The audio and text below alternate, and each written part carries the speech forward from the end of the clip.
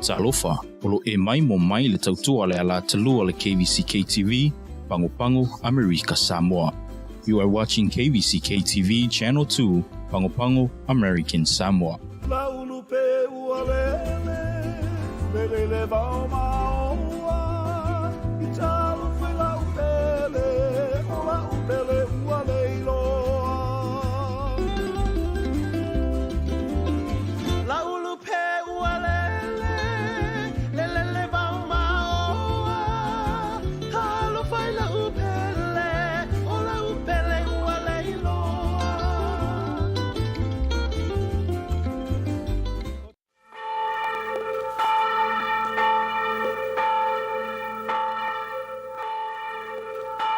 Aulei usu seu le Samoa na ngalo i ona faiva musulima.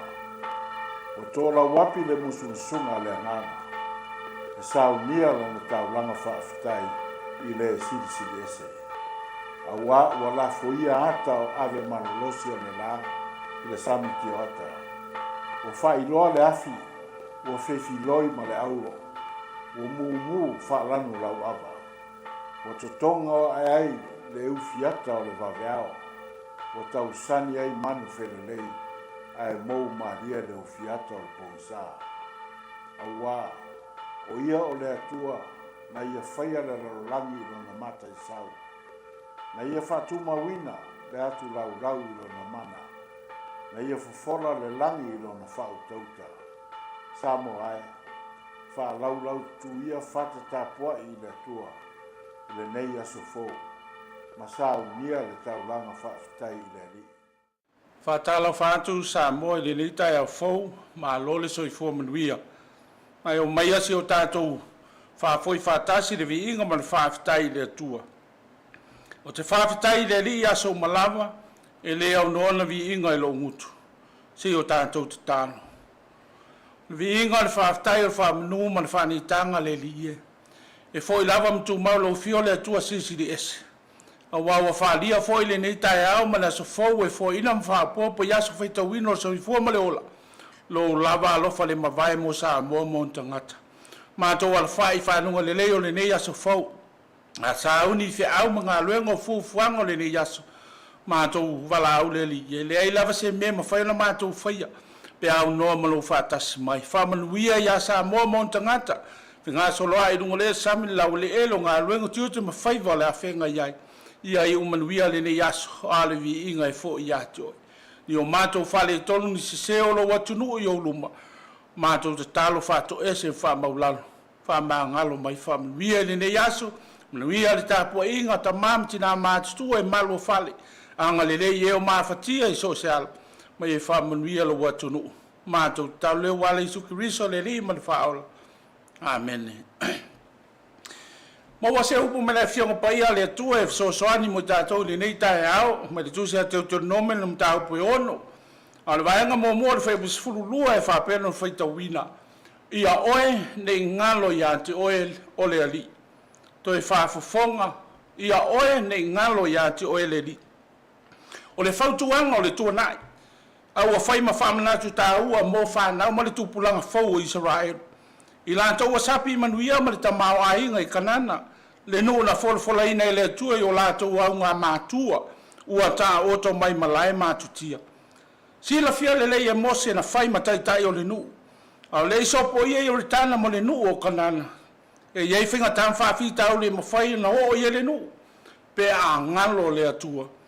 Na mafu ai o na toi whamanatu ma toi ti mai. Ina ia aua lavane I ngalo le atua.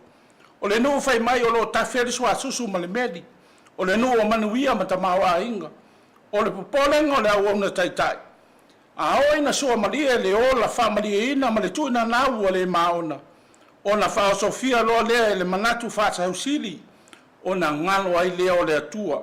A ua manatu le tangata. O ia lava.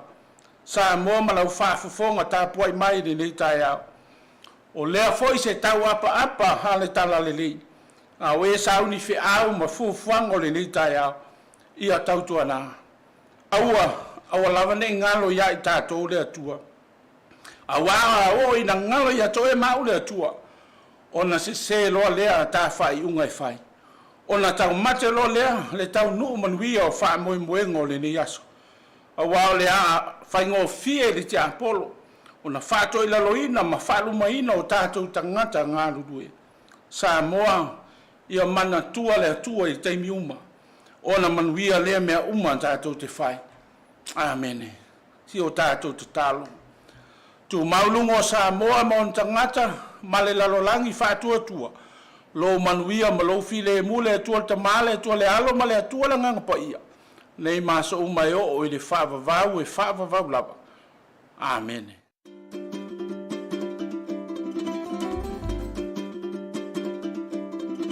Talofa, olo e mai mo mai le tautua le ala talua le KVZK TV, Pango America Samoa. You are watching KVZK TV Channel 2, Pango American Samoa.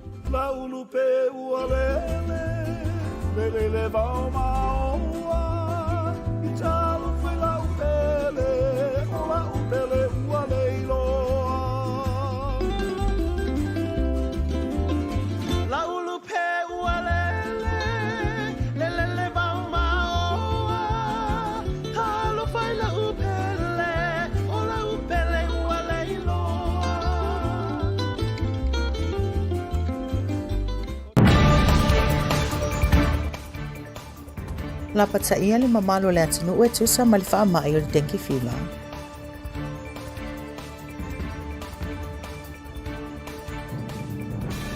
E le i whaamali e ine whaamatalanga e tusa ma le kona karate a le sungat komisina o le ofisa o palota. Tula e sua mai timi e tali ona molianga i lumo le whaamsinonga whai tu malo.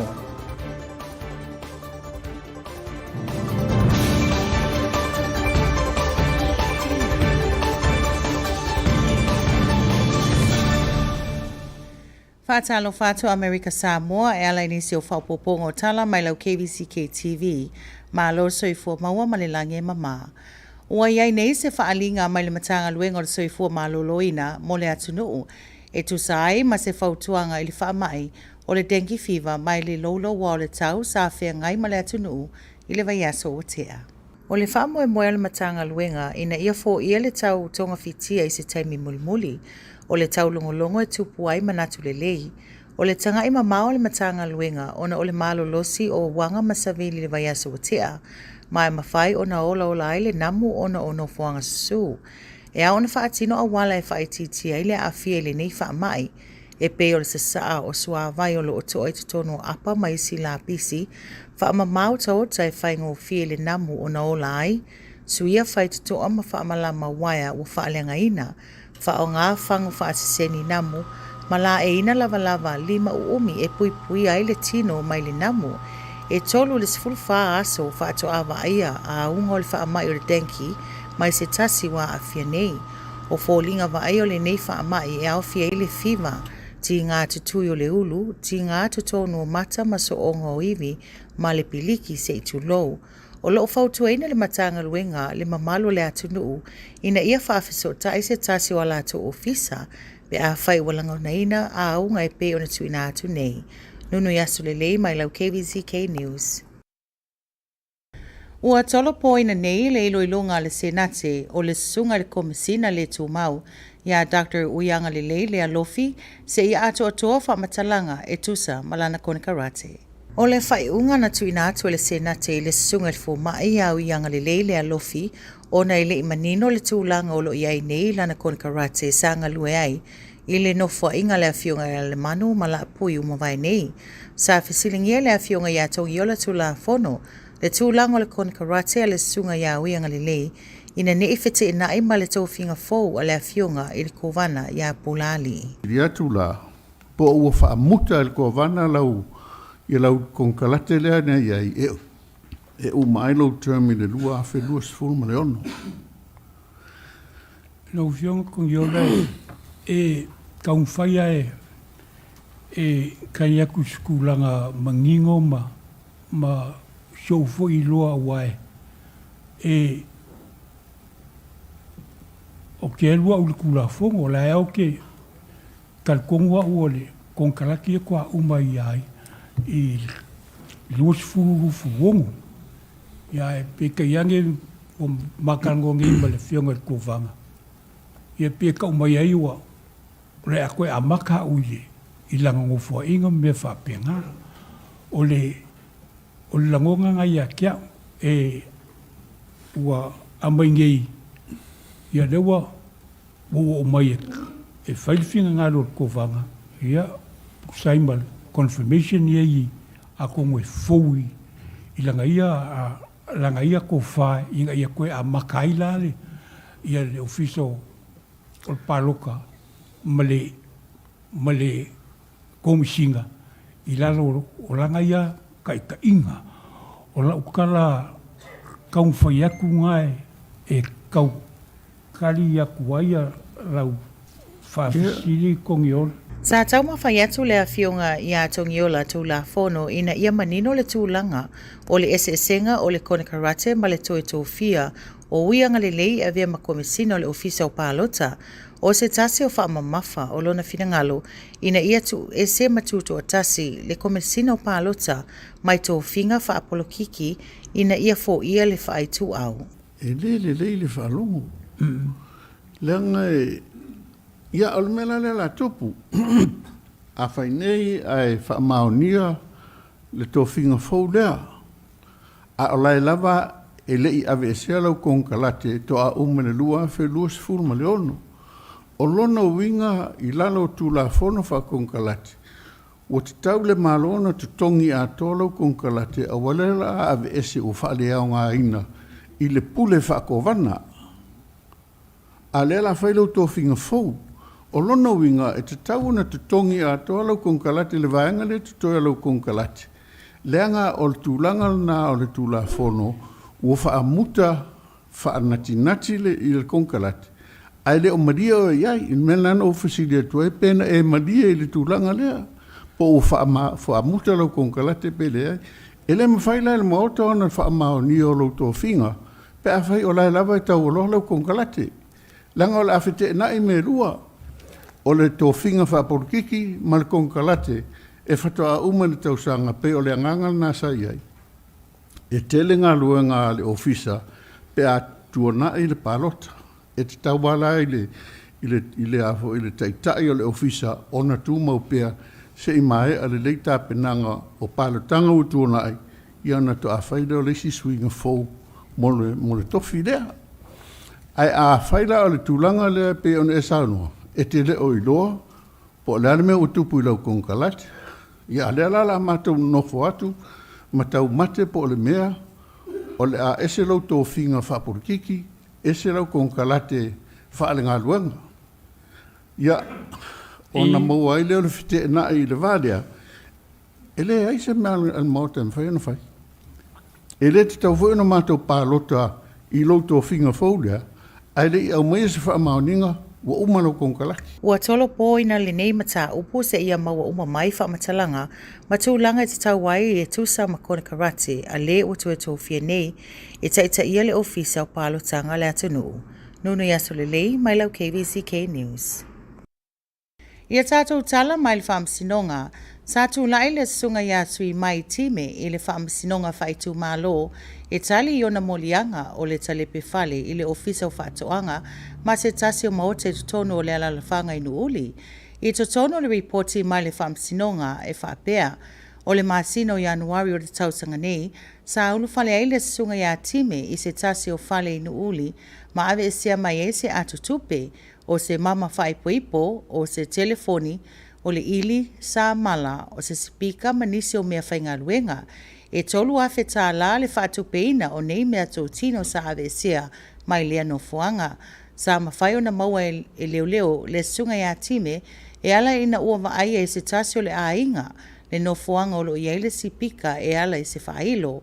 E se fulu lima afe tā la mua whatonuina e te tongina e te tala i tua e ta lia i aso o lona whamasinonga i ona molianga o le talepe whale tūlanga lua ngā oi ma le soli tua oi.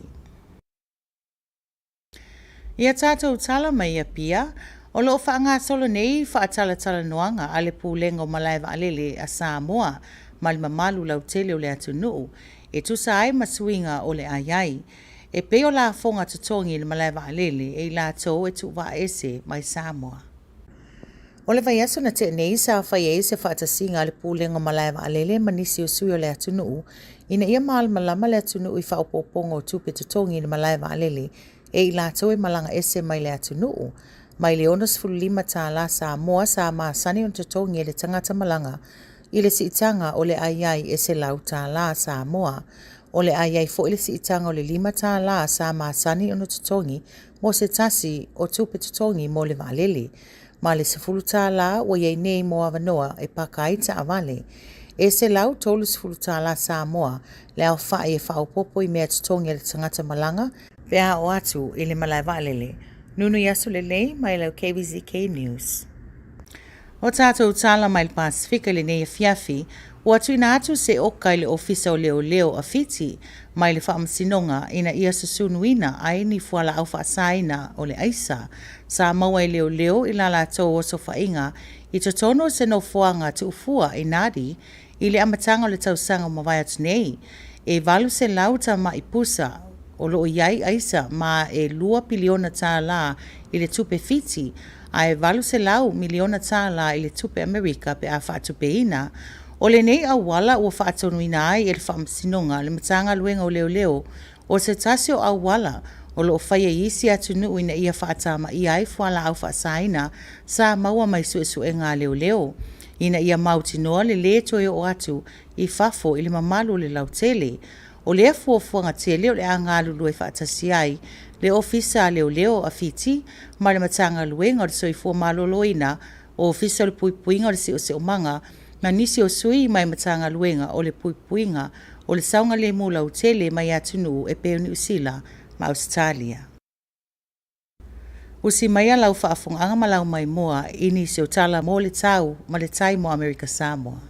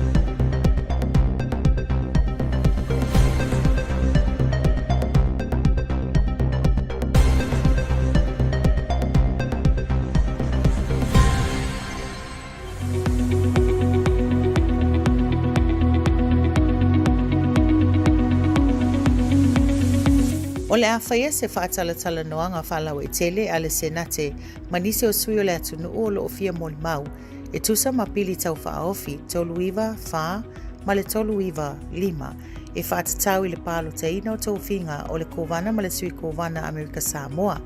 Whapeni se o whaapoponga i anga waao i la tau, o le atau wamo nei tau whinga le atunu o le awhaia lea whaamoimoi le aso luas fuluono le maasina nei, i le afo le valu i le tae ao i le maoto le senate i whangatongo.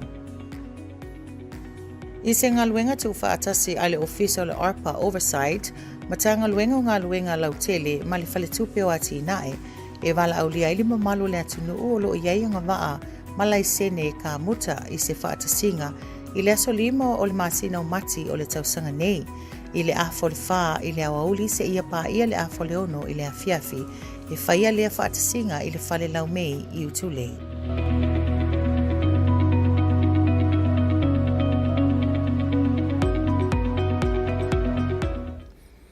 Amerika Samoa o nisi nā o whapopongo tala i le nea fiafi mai lau KVZK TV, whaafatai tere le whaatasi mai, tō wha seifua.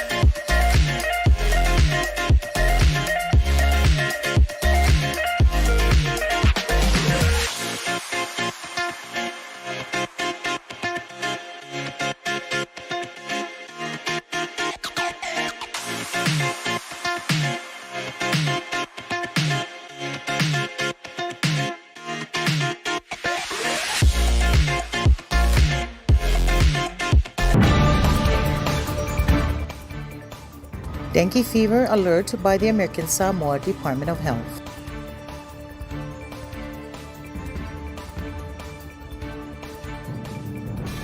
Senate rescheduled Dr. Uyangalile's confirmation due to insufficient contract information. A man appears in court concerning involvement in burglary case.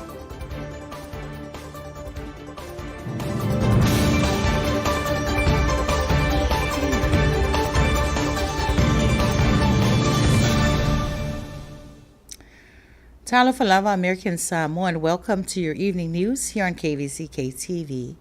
The Department of Health has issued a dengue fever alert in response to the recent heavy rainfall and changing weather patterns, contributing to increased standing water, a breeding ground for mosquitoes.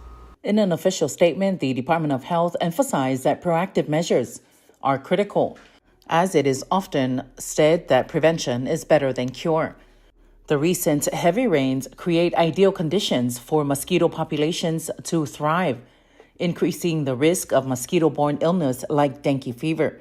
The Department of Health strongly urges the community to take preventative actions to safeguard public health, such as ensuring that water is removed from areas where it can accumulate, such as buckets, tires, and containers left outside.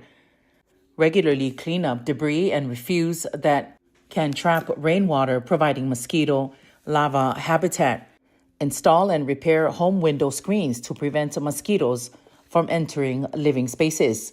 And use EPA-approved insect repellents on exposed skin to deter mosquito bites, as well as wearing long-sleeve shirts and long pants, especially during peak mosquito activity, which occurs typically in the early morning and late afternoon.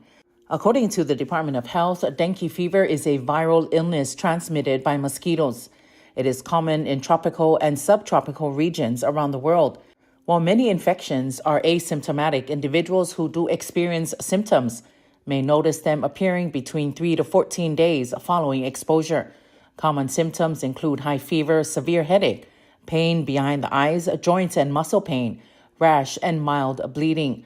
Currently, confirmed outbreaks of dengue fever have been reported in Fiji and Tonga, highlighting the urgent need for heightened awareness and community action to reduce the risk of infection.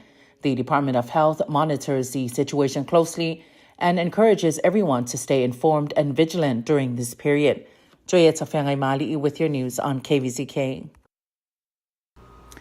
The Senate has postponed the confirmation hearing on the nomination of the acting election commissioner, Dr. Uyangalile Lealofi, seeking his current employment contract documents. The Senate has postponed the confirmation hearing for the election commissioner, following a request for a copy of his employment contract endorsed by the prior administration.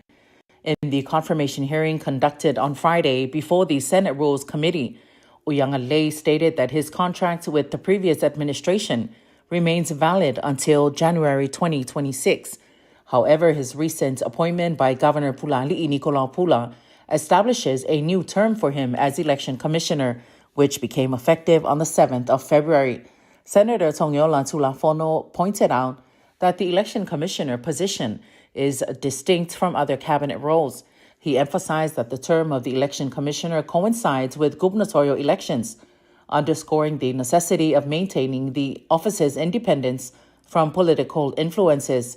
Tongiola highlighted that this independence is essential for ensuring impartiality in the electoral process.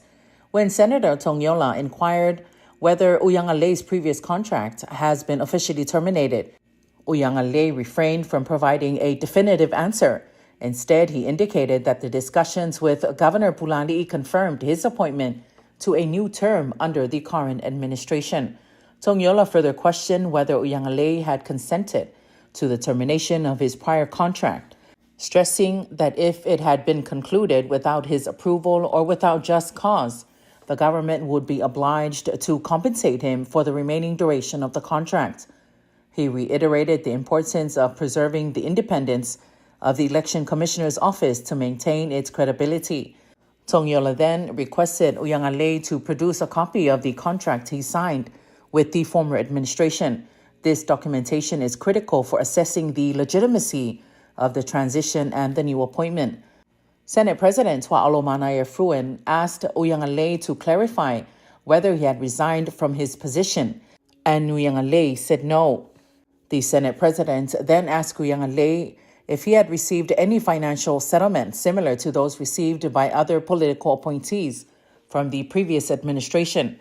Uyangale confirmed receiving $17,000 for unused leave, indicating a financial settlement during the transition. Furthermore, the Senate President inquired about the potential establishment of a voting process for the Swains delegate, particularly in light of the recently granted voting rights in the Fono. He advised Uyangale to seek legal counsel to ensure that a clear and appropriate process is developed before the upcoming mid-elections next year, thereby empowering the Swains delegate to exercise their newly granted rights. Senator Tuanaitau Malaki Tongyola supported the sentiments by Tua'olo, highlighting the importance of developing a structured voting process for the Swains delegate. He further emphasized the significance of their involvement in selecting the Swains delegate, asserting that the right to vote in their districts is essential for democratic engagement. Vice President of the Senate, Mangalei Longvi'i Mangalei, who's also the chairman of the Senate Rules Committee, reiterated his request to Uyangale to submit a copy of his previous employment contract. Joyeta Fiangay Mali'i with your news on KVZK.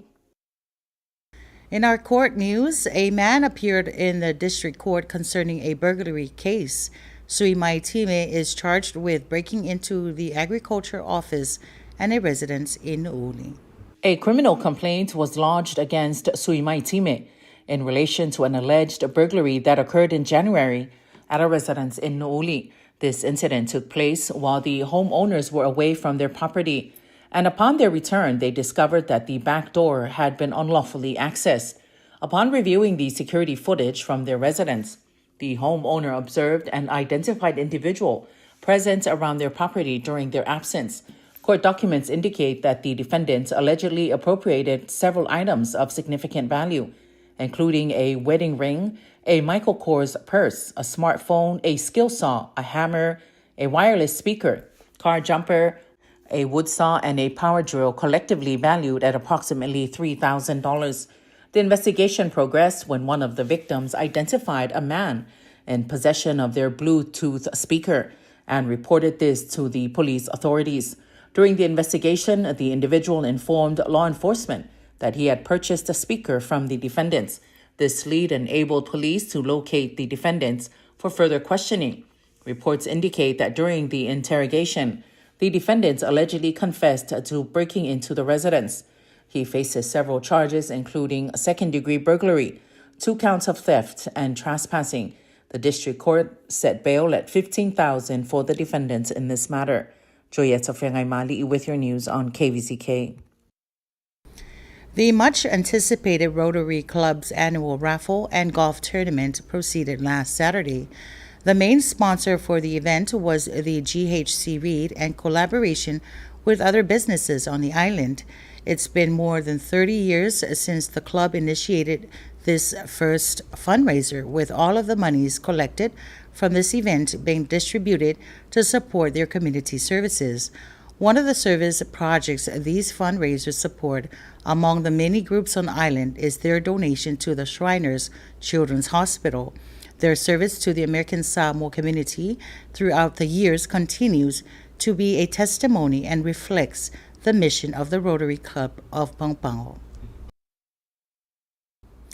In our news from Apia, travelers out of Samoa will be expecting to pay 130 tala more for air travel once the proposed departure tax and aviation security fee increases by the Samoa Airport Authority are approved. Last week, the Samoa Airport Authority held public consultations regarding proposed increase in several fees at the airport, including the departure tax, aviation security fee, and parking fees, as well as new VIP terminal charges. The departure tax is set to increase from 65 tala to 100 tala, and the aviation security fee will rise from 5 tala to 100 tala. The parking fee has already been increased to 10 tala, and other fee adjustments will follow soon. Once confirmed, an additional 130 tala will be added to the airline fares as both the departure tax and security fees are added on top of ticket prices. Currently, the departure tax stands at 65 tala and the aviation security fee is 5 tala. The chief executive officer, Tumanvao Evile Falefatu, of the airport authority defended these increases by referencing the 2002 Airport Authority Act. He stated that they were necessary for change and to help develop the airport infrastructure in accordance with countries like New Zealand. He further noted that these adjustments are mandatory. When asked why the announcements regarding the parking fee occurred before any public consultation took place, Tumanwao explained that prior consultation was not legally required. They can waive fees at any time without public consultation, according to the law. If they comply with the law, there is no need for them to go through consultation with the public. Despite the CEO's justification, the announcement has sparked significant discussion among the public. Many attendees expressed frustration over the rising costs, particularly the substantial increase in the departure tax, which could impact the affordability of air travel for many Samoans. The steep hikes in parking and security fees have also raised concerns among frequent flyers and airport-related businesses. There was also a suggestion that travelers might have to say goodbye to their loved ones outside the airport terminal to avoid paying the rising fees. With parking charges and VIP access at an all-time high, many fear that simply entering the airport will become financially burdensome. No date has been provided for when the new charges will take effect. Joyeta Fiangay Mali'i with your news on KVZK. And finally, in our news for tonight from the region, Fiji police will be vaporizing more than 4 tons of methamphetamine seized during one of the biggest drug busts in the country this week, in the tune of 2 billion Fijian dollars, or $800 million US.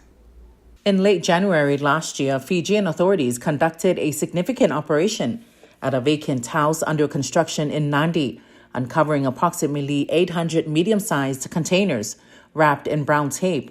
These containers were found to contain methamphetamine, known as ice, with an estimated street value of 2 billion Fijian dollars.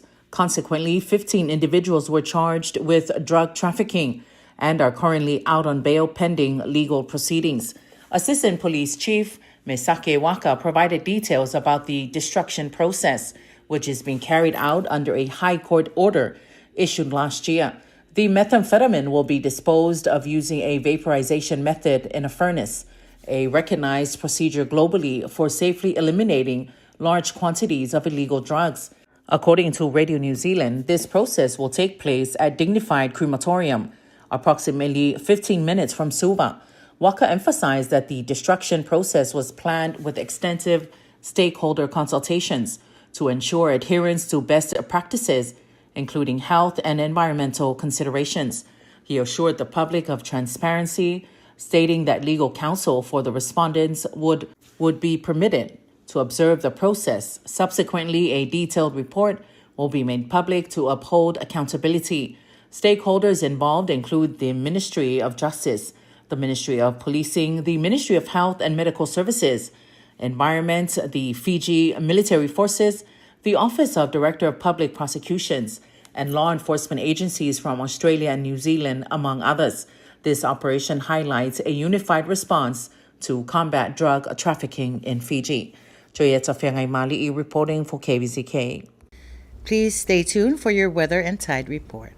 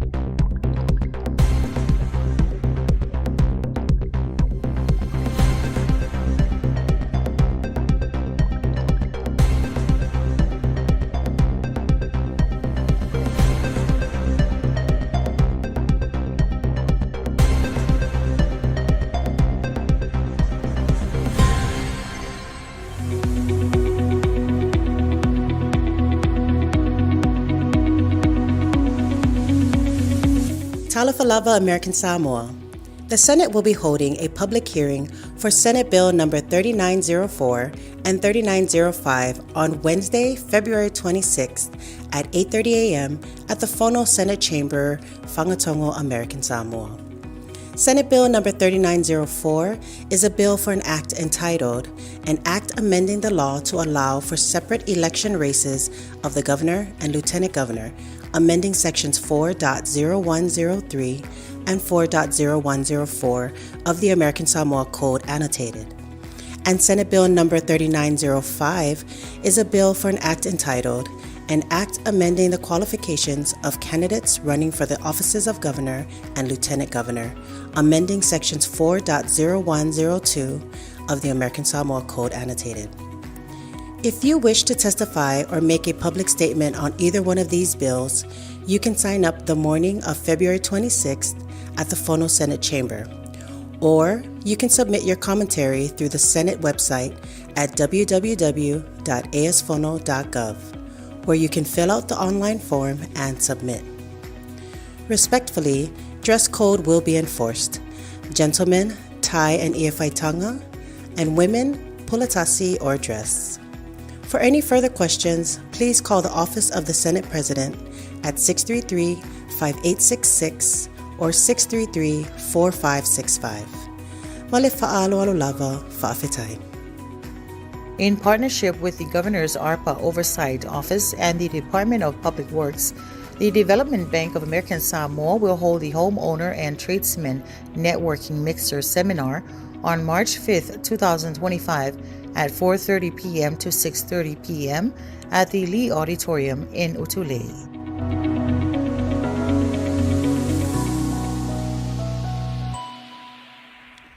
There you have it, American Samoa, the conclusion of tonight's edition of your KVZK TV News. Thanks for joining us. Good night.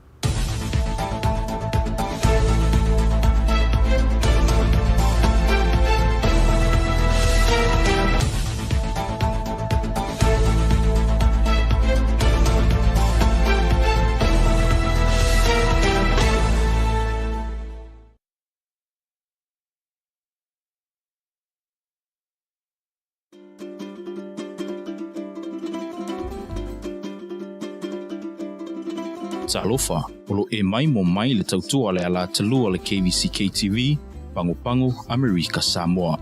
You are watching KVZK TV Channel 2, Pango Pango, American Samoa.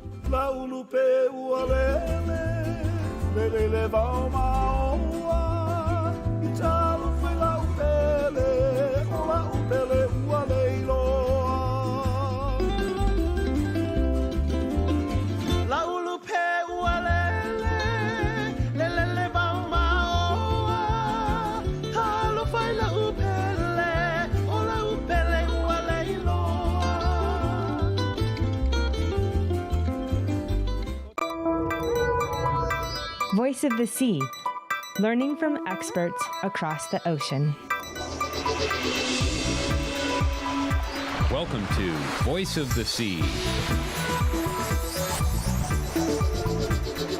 In this episode, we're learning about the technology that researchers at the Hawaii Institute of Marine Biology use to study genetic relationships, conduct long-term experiments, and remotely assess the health of coral reefs. The location of the Institute within Kaneohe Bay is key to understanding our island populations of coral, fishes, crabs, sponges, and other organisms. Lead researcher Dr. Rob Tonin describes why. HIMB, Moku'oloi Coconut Island, is unique. There's nowhere else on the planet that you have this modern molecular facility with the ability to do the types of work that we do right here beside a live coral reef. We can actually work with live coral right here, and we can do those experiments, not have this baseline stress that's associated with transporting things that you have to slosh them back and forth in a bucket for half a day. Kaneohe Bay is a really unusual place, not just in Hawaii, but in the world. We have an enclosed bay with a barrier reef that sort of limits the amount of water flow. Because it's this big, very shallow bay, it warms up. The water stays there for a long time, and so it's actually naturally warmer than the surrounding oceanic water. And there's so much life in Kaneohe Bay, and all of those things are breathing. Everything that breathes puts out carbon dioxide, and so it's actually also naturally acidic. And so Kaneohe Bay is this fantastic giant aquarium for future climate change research because it actually is an ocean of the future already. And the corals in Kaneohe Bay are actually these super corals out of the entire population that are able to withstand the high temperature and low pH. If you're familiar with the history of this area, all of the corals here are new too. We used to have the sewage outfall for the city of Kaneohe in the south part of the bay. Dumping raw sewage in here made the whole bay pea soup green. Not a great place for corals, and we lost most of the corals in Kaneohe Bay. And so when they fixed that in the 70s and moved the sewage outfall offshore, Kaneohe Bay bounced back, and almost all of the corals here have come back since 1976. Over the course of a year, what we see so far is the corals that went into the tank have the same tolerances, the same ability to handle temperature and pH stress going into the experiment as they have after a year. And it looks like it's driven by the genetics and not by the exercise or the physiology of the organism. How is looking at like a coral's DNA or an opihi's DNA going to help you manage it for future generations? If we think about like the opihi example, and if we imagine that you're looking at a family, if I look at the DNA and your mother, your grandmother, your great-grandmother, all the way back are on the same island as you are, there's a very good chance that your offspring and the next generation are also going to be on that same island.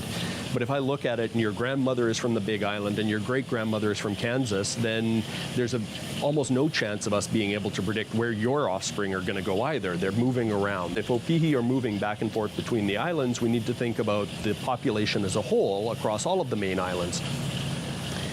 If, as we find, opihi almost never cross the channels, every island is by itself, it really doesn't matter how many opihi are in Maui, because that's not helping Oahu. And what we have here is where our next generation is coming from, and what we do to our own backyard is what will determine what our kids are going to see.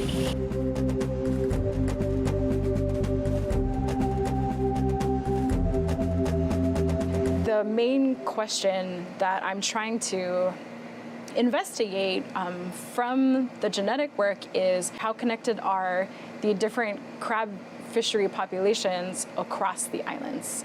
Fill me in on our crabs. Yeah, so we have a number of crabs. We have over 200 different species total. Yeah, and not all of them edible. In sort of traditional culture, we had actually quite a few different crabs that were consumed. The research I'm doing involves the Samoan crab, and then also a native crab. That one we call kuhonu or kuahonu or white crab or haole crab or white crab poke or kimchi poke.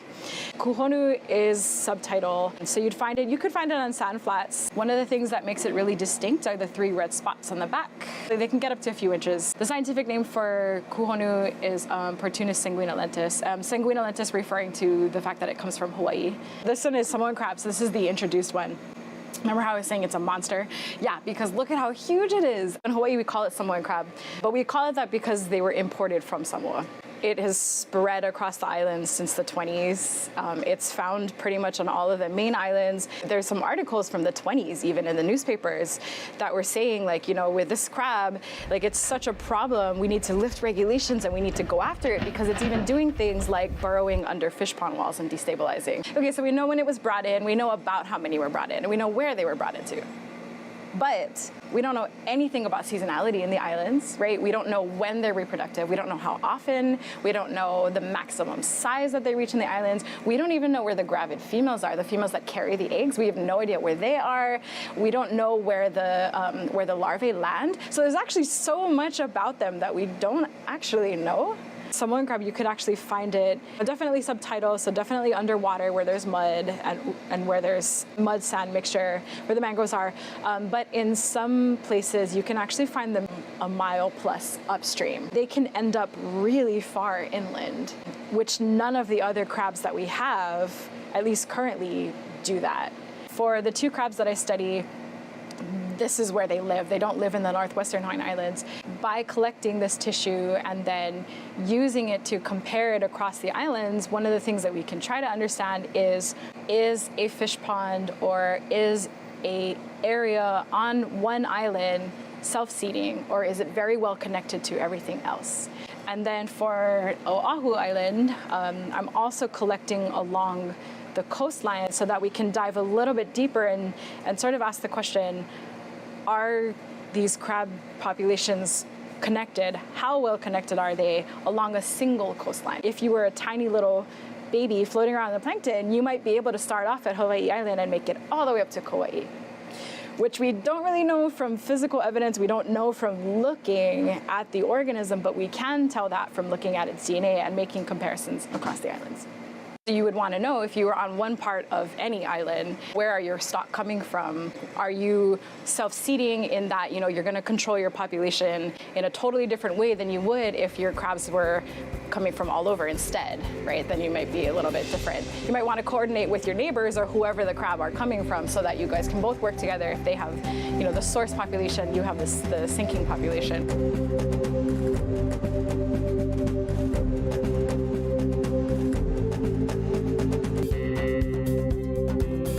The University of Hawaii's Sea Grant College program focused on Hawaii's coasts and its communities through sustainable development, safe seafood supply, sustainable coastal tourism, hazard resilience, and healthy coastal ecosystems. Hawaii's Sea Grant.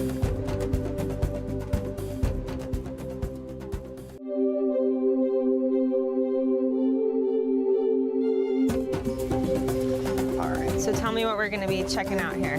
So we've got a big array of mesocosms over here with corals and other critters growing in them. A main focus of this project is looking at the potential for corals to adapt to higher temperature, higher CO2. So we're looking at several different species, all of our major reef builders here in Hawaii, collected from several different locations around Oahu. Knowing who's going to make it and who's not is critical to being able to have reefs and have fish and have storm protection and have tourism that we get from reefs. And here we've got all of our dominant reef building coral species. We've got 8 different species of corals in here. They're by far the most important contributors to what's generating our coral reefs around here. And you can see in some of the tanks, we've got lots and lots of happy, healthy, rapidly growing corals. And in other tanks, growing under higher temperature and higher CO2, like they will be in the future ocean, some of the corals are doing really well. Others are not doing well at all. Others have already died. A big question that we're looking at is, what is the potential for these coral species to adapt to those hotter, more acidic conditions that they're going to experience in the future? And the good news that we're finding is, while we know some of these corals certainly are going to do poorly, as you can see, some of them have died, others are doing very well. And that gives us some hope that we can actually transition to a future where those more tolerant individuals start growing and growing and growing more on the reef. And even though things will be warmer and more acidic, we can perhaps have a coral reef that's still healthy and built by those sorts of individuals. A few things have been quite surprising and quite cool. One of my favorite corals that we have here is blue rice coral, Montipora flabellata. Oftentimes, if you go to real wave-exposed areas, it'll be glowing bright, bright blue. It's a gorgeous coral. In prior coral bleaching events, we've seen that coral is often very, very sensitive to high temperature stress.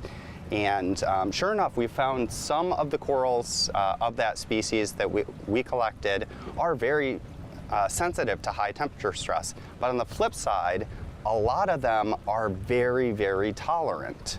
Something that we did not expect at all, no one would have expected, is that we're seeing a lot more babies of one of our common corals here, lace coral, under future ocean conditions, under high temperature, high CO2, particularly under high CO2. That shows the value of doing a long-term project like this one. This is a 2-year experiment. We never would have seen that if we ran a 1-month or 2-month experiment. But over the course of, it's been going about 1.5 years now, the pattern is emerging really strongly. Our corals literally are growing twice as fast as they have in most previous experiments using tank systems like this. So we think we're getting a lot closer to the natural system.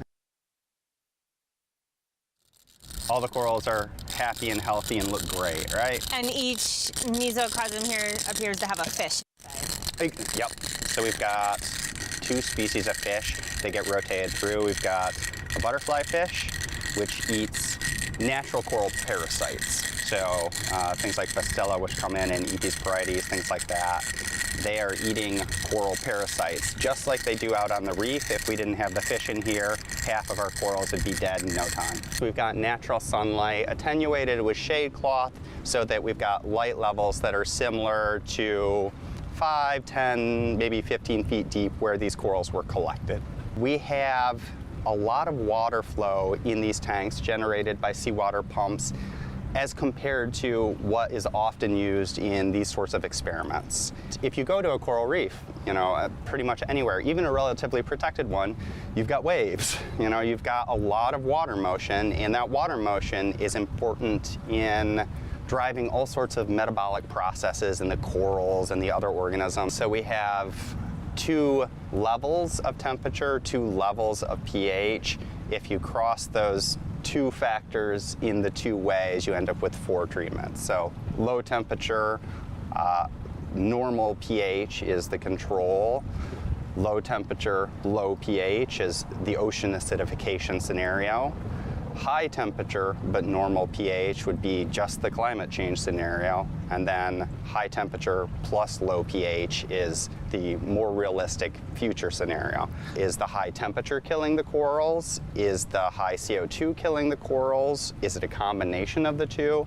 By splitting the factors up, then we can tease apart which factors are causing which responses, and when you have them in combination, does that relationship change? The fact that we're seeing corals that can not only survive, but do quite well under these warmer and more acidic conditions that they're probably going to be seeing in the future, gives me a level of hope for our coral reefs.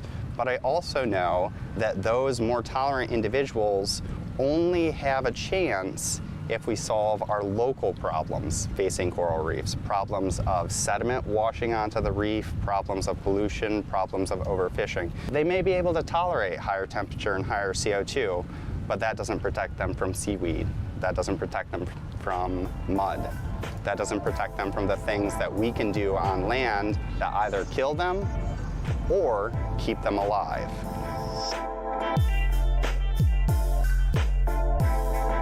Should I just start talking about arms? Sure, what is this? Okay, so this is an arm, so not literally your arm, but it's an autonomous reef monitoring structure. And this is a really great way for us to look at the reef without taking a part of the reef and bringing it back to our laboratory. So what this is a way for us to assess biodiversity. And the way that we do this is we put this out in the field. Here, we put these inside of these tanks that have different levels of acidification and heating to simulate climate change. And this gives us an idea of what we expect the biodiversity or the recruitment to look like in the future. This one is a mini arm, so it has 3 different plates. We've had these in there for almost a year, and every month we take them out and we photograph them. Oh. And we're trying to get an idea of what's growing on them, and those things that are growing on them, how are they interacting? And this gives us a better idea of, okay, under ocean warming, what kind of organisms will we see in terms of sponges, tunicates, crustose coralline algae, other things besides corals. And the really cool thing that we found, it's really cool, we've seen a lot of sponges. These are cryptic sponges that have not been described here in Hawaii.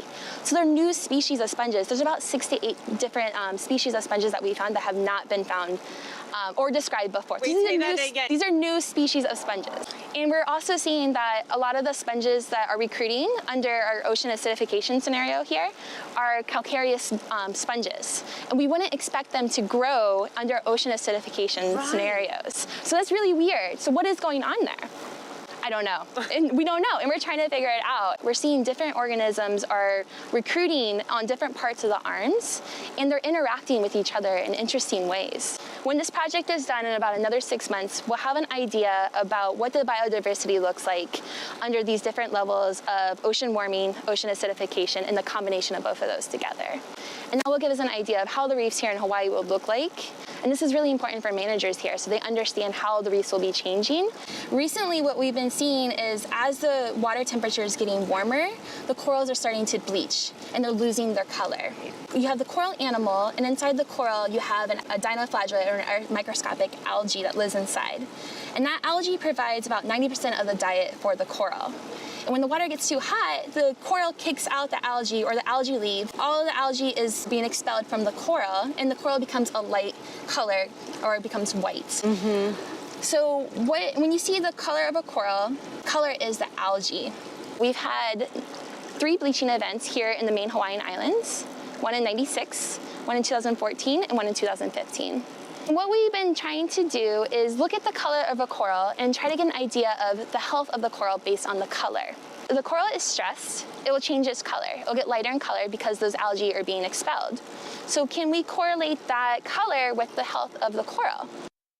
To develop this card, what we've done is we've taken 6 dominant species here in Hawaii that have a variety of different colors, and we've simulated a natural bleaching event. So we've increased the water temperature, and we sample those corals every so often to get different colors of that species.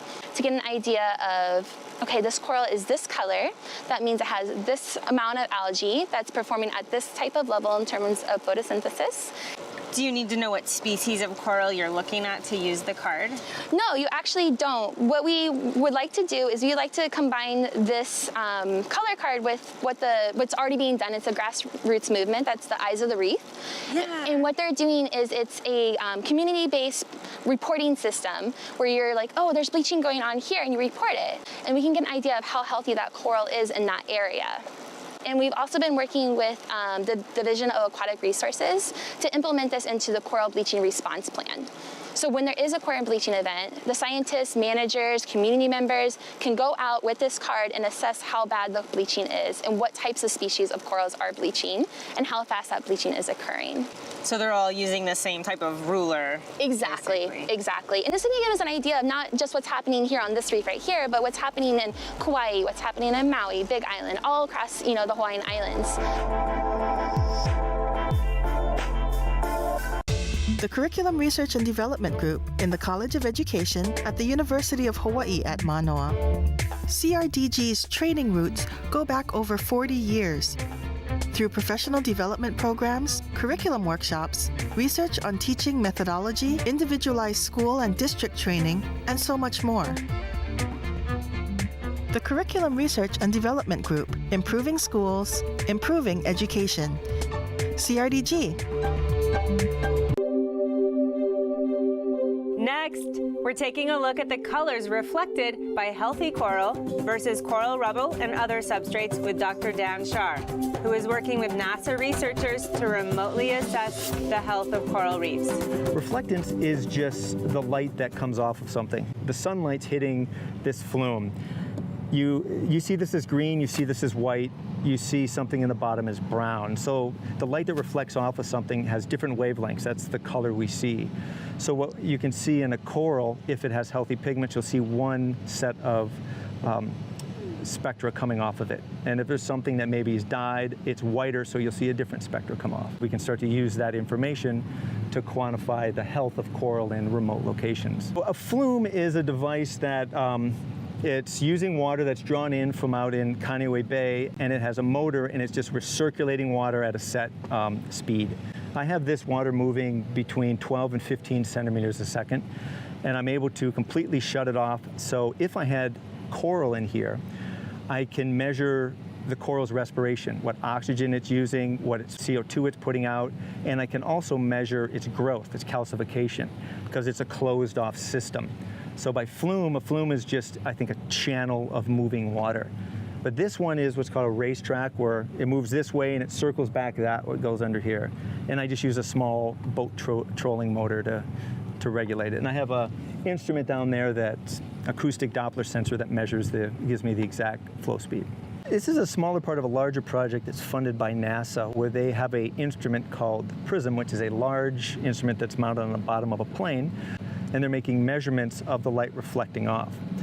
And I'm building a database that will allow us to look at those larger measurements and say specifically what things are, such as coral rubble or very healthy coral or dying coral. The instrument they use is, as I said earlier, it's called PRISM. It's like one of these instruments, but it's large and it's maintained in a vacuum. And so they have to keep it cold in the belly of this airplane. And it goes up and it flies at 29,000 feet, and it will stay up for a couple hours and fly around. But it has to be in a very controlled environment and very stable. We had a plane here for a month, and it was able to scan every coastal region of all the Hawaiian Islands. And then it was in Guam, and then in Palau. And they flew around any islands around those areas. They went into, the project went into the Great Barrier Reef and did Lizard and Heron Island, and it's going to do Bermuda and coastal Florida as well. The idea is once they perfect it on an airplane, then can move to satellites. As resolution is able to increase, you can actually have a satellite fly over and scan a large area. But that's a whole nother project.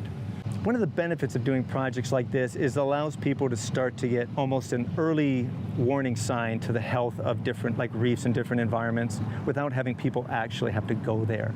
It's really difficult to have people go every little spot and constantly check stuff. But if you could just have a plane or something else that flies over an environment, they can start to say signals like, this reef doesn't look that healthy, something might be happening there, we should go look at it. All the data we collect is going to be freely available for other people to come in and interpret. So it's more like the project is funding the instruments, the vehicles to make all of this measurement, and then other scientists can then start to download it off the NASA's website or the Jet Propulsion Lab site, and actually they can start to make answers on what some of this stuff is.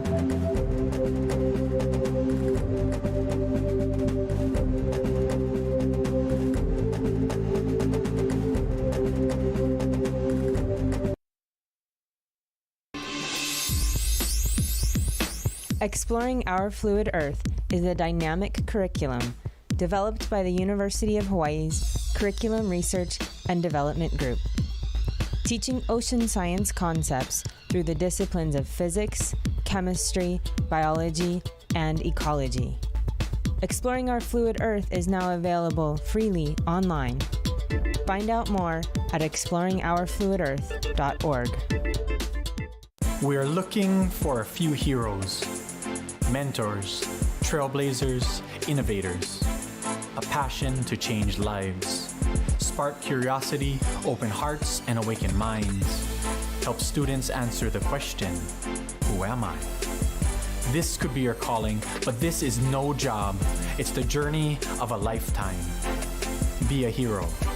Be a teacher.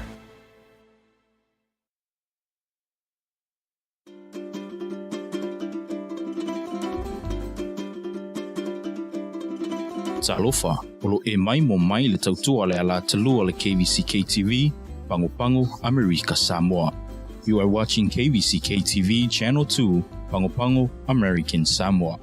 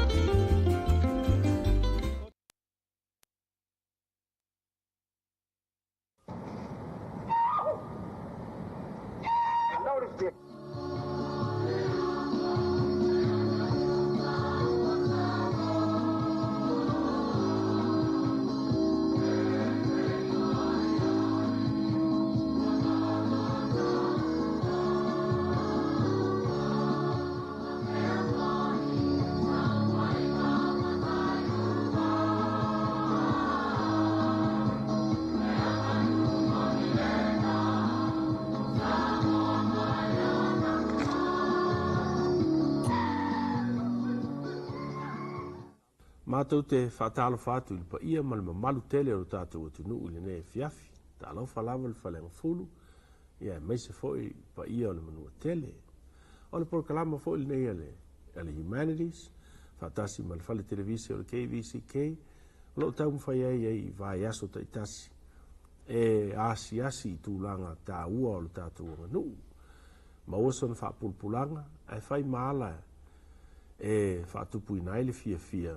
Ma whatu mawina i pēr, o le whamoe mawalunga le nao le nei proklama. Ma e whaftai atu mau fo le nia fiafi, tau te sila ma mai mo mai, ia mātou tau mwhai se tala noanga i whaasino, stasi fo i o mta upu. Ta ua o mea sina o tātou atunu. Ma o le nei fiafi, o le amata ele tala noanga o le mta upu, i ta tau, i le upu masani ele tātou atunu o le pea. A o le tanga ta tau, ma o le nei la fiafi ua o fia lava. Ma ua le ava noa mwhaen whatasi maile, se tasi o tufunga, o lo ngafa nei ma lea fo i whaiva ta ua po le mea sina ta ua al tātou tunu. O le whionga i a sua suruape, ua whina ngalo malie whatasi maile tātou po kalama. So ani mo le whamalmara maina o nisi mta upu e winga i le taina o te tau, mai le tūlanga o lona sila fia whatufunga. Ia ua mwhaifo i na maua le ava noa le tō whae a pau. Tātou whaatasi fo isi porkalama o mwhai atu, e toi su mai e lango ina le nei porkalama. O na o ia o se tasi, ua fo i mai i le awala lea. Le awala e le iuia le taitai o le tātou porkalama. Ai, lea la ua o fia o maua, nei e li o le afisoa soniatu, i le wha malmala maina o le tātou mata upu le nei. O le tāina o te tau, o le tasi lea o whatu a inga wha pele le nei atunu, o se mea sina lava a Samoa. E tala lasi fo i le te tau e pei o le tala isi mea sina o le tātou atunu e pei o lana i e tonga, pei o lana ava, ma isi e tātou mea tāua. Tele fo i tala o te tau la tau, e iei o na tala ta oto, e iei le tali tonunga i le tala masani a tae mama te le whainga, ma la folau mai le atu fiti, ma le atu au, ma le pese fo i le tātou te pese so ai, e te tā, whawhine e le te tātane, ia te ua o mai whale a lupo, tō tofu ai teine le whaisua e sui ele la pese. E peo no whai atu e tala lasi le mta upu nei, iei le manatu, o le aavea ni tala noanga le nei a fiafi manisi fo i a fiafi o mua. Sanga whapula atili ai le nei mta upu. E mua. O te manatu e tā ua na se i tātou i loa mua. O la le winga le upu te tau. A la foi le winga le upu pea. E peise i e tau whaingo, tau malama ngō fia le upu o le pea. A wafo i e peie i ele mea fo i le waa. I tua peie fōringa o se pea o whaalo loa na apa au o le alele. Ai o ina se i sau noa le tufunga ma le tō whae a pau. Ai lo manatu. Ai o le mea nai mafu ai le upu peie fōringa i se pea. A le upu la te tau. Ia e tele a fo i tā ofi, whai mai nisi. O le upu e mau mai le tā whapea o le au lea ia tā atu, tā matau ai, tā matau. Ia wha mai isi e le hei o le tangata mua lava na tāla na tau e ngoi a tau. O le tā ina la o tau e mafu ai le upu ta tau. Ia, ai e fo le tā ofi o isi wha mai o le upu e wha ta tau le. I le anganga o le mea, peise i whapea e a vea le tangata ua tā. E pei ua Yesu na pe mita e uru fale e soli li pa ia o te mali.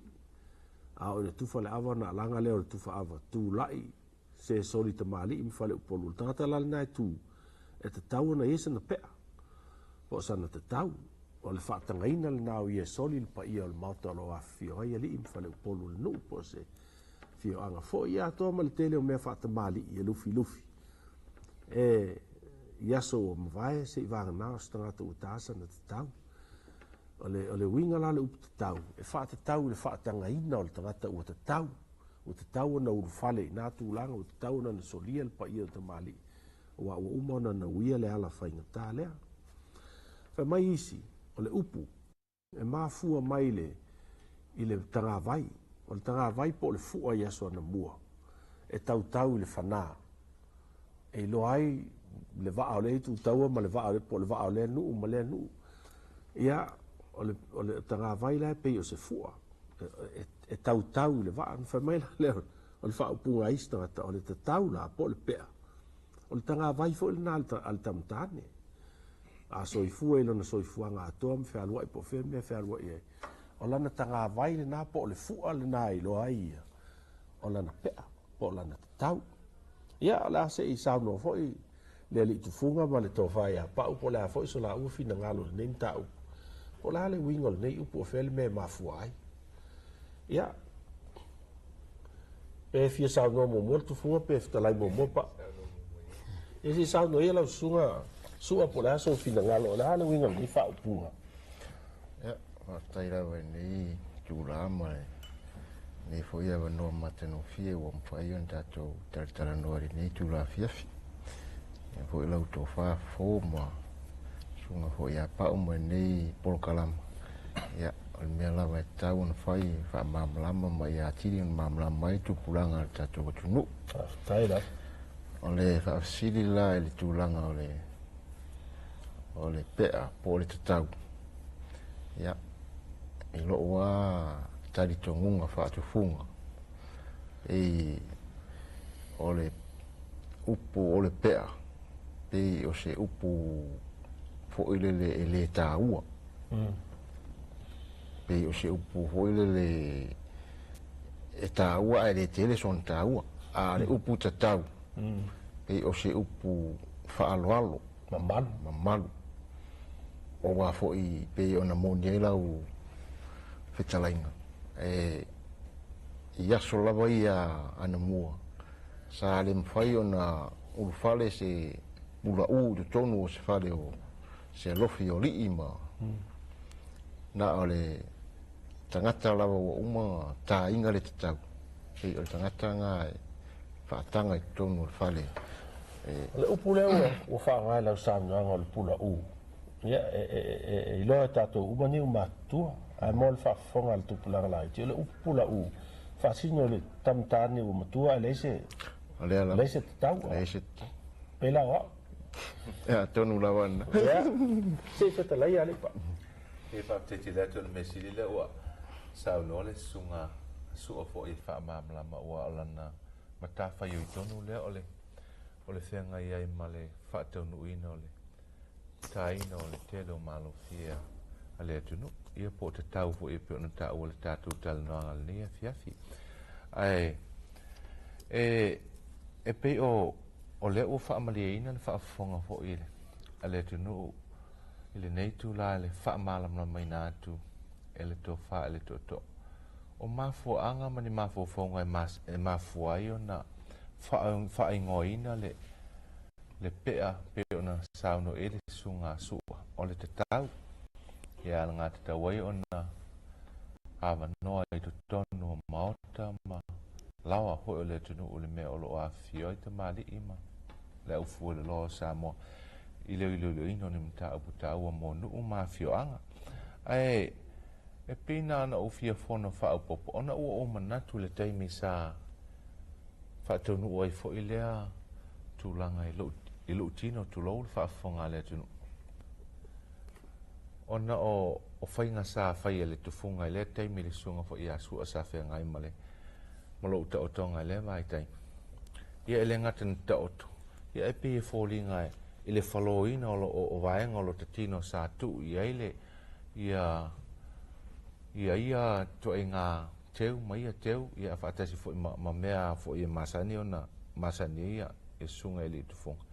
E whaafōlinga mai isi vaenga o lo te tino pe e fōlinga i te tau fo le ia atonu ai o le silana me e te tau ia o le vatu fo e le tu atu le au ia e sau ai le palapala vatu ia pe o te tau mafofau atonu o le si fo ile mafuanga e te tai e pe o la lomi a la unu o te tau ina mo o le toto vatu fo i fafo malo te tino vatu le ia ele pe o tau avena e lo tamanatu ona o le taimi sa o te tau toi ia e pe fa pena ona o le tele o le palapala fo i po le vatu ale whaafonga Samoa po le toto e sau mai whafolo te tino ia tonu ai o le sila nā tūlanga ia mai si ātūlanga e pe o na sao nomi pitala i aia i le sunga e asua whapea fo i le tai o le porokalama le tō wha le toto ia o te langona o winga umaia po o mafu anga tonu ia e mafu ai o na whaingoina le le malo fia le tunu o fa ingoina o le te tau ia po le pea fo i pe ona lau loa le to te o Samoa le nei fo i vai tau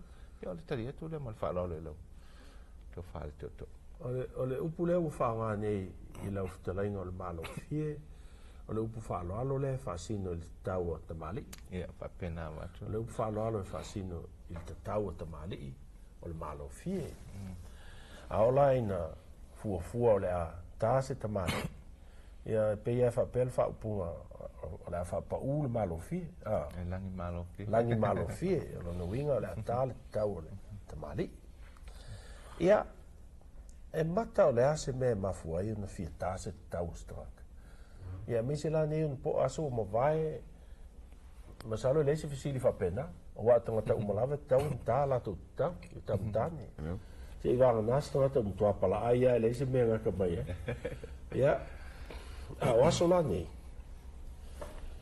o le ale me o mafua en to la tele le nu o wa pise i fo linga mai le lua se fulu lima tau sanga le o tea pe o to tupu mai le nau o la tunu to tele fa o la le nu ia ele e pe fa o isi anga nu tuai pe na nai tanga ta matu tua e fa tau nu tanga tele ion ya o tanga to la ni no foi tuai nu le ni la to be fa yo lo ta la to pe a le mele o yenge ia e fai tau o tatu suia o i Washington ia le to faia fa lo mabela e fai fo le tau le ri le presidente Krista lo ne a le doctor o tamo pali i vengalio e fo le tau a Danny Lankilde le sa fa Lankilde le sa fai pule sa ta il committee le Arts Council ia ma le tele a istanga to tulanga i longa ne le o matai tala vo le tu pe o toi fo tua i mai le fia ma le ana ia tonu o le mea so mo vai o le faalinga o le malosi ia faalinga o le lotu tele faalinga o le toa ma le tamatane ia ona pola ni masalo ai fa pe o fa popo ia ma le nau a lofa ia fa o la pele anga nu ala sa si le fia pa e fa tai mo le fa siringi o le tulanga a tonu o le ala au tala noa uia ia te uia ma le mafuanga na pe o le amtanga o le siringi o le tula ai o ana le ai le tau aveina o le tofi o le tu malo sa au tula i mai le vai ta o te langona e le mawhai na o le nei me lo ki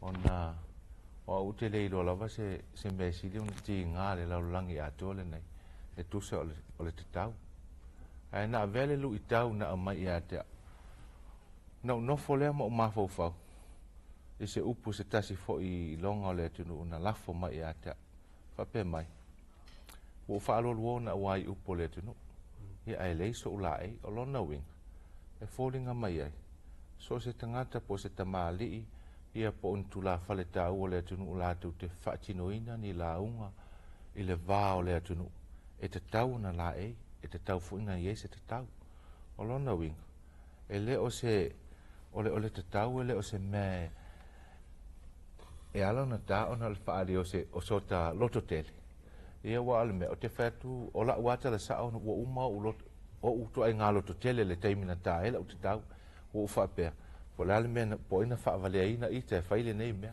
o no winga le mele o ftala ai ele o le loto tele nu mela mo a lo musu i ma ia pe ole male farmacia si o ente malo ia pe ole farmacia ia malesi me o manu le ele tu malo ia me se fo lo matai a wa ala fa longo ia so wotu na e pe ia sa ta na o tamali i longo o nu mai tu malo a tonu fa sa mai le sunga ia su apa ia fa pe fo ia tu la fale ta u fo i to longo ia a i tu malo mai tu malo pe ole vanga na sa masa ni ona fa ia la to te tau ia so utuna ia fa pe ai la ma o la to ala to fanau ia lo fa ia fe au i mota te mali i ma la o fo tu la fa pe o la to ia sa fa pito ia le mo le te tau le na mai tau ia le temil nei ia o fa ia na ta so se sile nei mai tau ona o ia o mana o fi fa tino le nganu ia malato mana o fo ia sana fa tu mawina pe le nganu o pe ona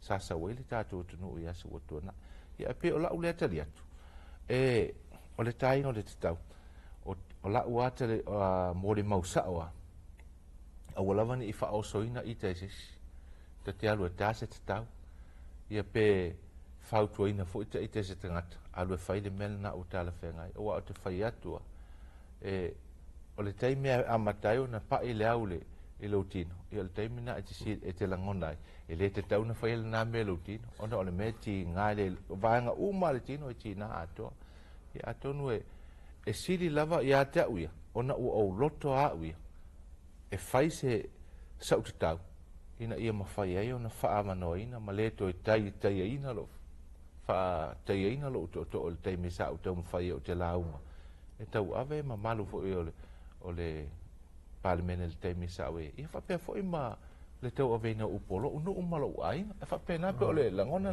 na le no wingo le mele te no wingo le mele te fetala ai mo awani i fa au so ina o le mimita ese ele se mele fa i se mimita stra awa le mimika piko kaunga mimika umol nela langi e mtua mafatia ia le ngatelna ai pe folinga mai la futalinga le se mea te tau na vave e se fa aiu tau na fu to le lele ia se sa no ia lo sunga te funga la sa fa poponga le tau tai la va mo fa si fo immo sa nganga fo ile fionga ya pa ya a tonu lava te fa mo i lava sa nganga fo immo o tulanga i pe ona ma ua fo ile o aso ia pe sa a loto lo se matai o le tato ainga o sta mama tu o le tato ainga o le a fatau nu se ngaluenga e au mai umalo na au ai e taranoa ya sauni oe tamale ai ala amal tu funga la ta oto ya ele mafaila ona fa pe mai le tau le ale ele fa tongunga le walu le ai wa we te fieta e tasi la fa tongunga al matai sauni o la ta oto ya ele fo ila po le ala le fefe o itanei malota pala ai e alua lunga fa tongunga al matai e ola una iloa ye yaso ia i amata mainga ole fa solonga mainga ole matonga luenga ma la taita ai peila wo o mai le vai taulini pe ona maua fo ile talainga ya le fionga apa e wa faia ilo loto fu tifo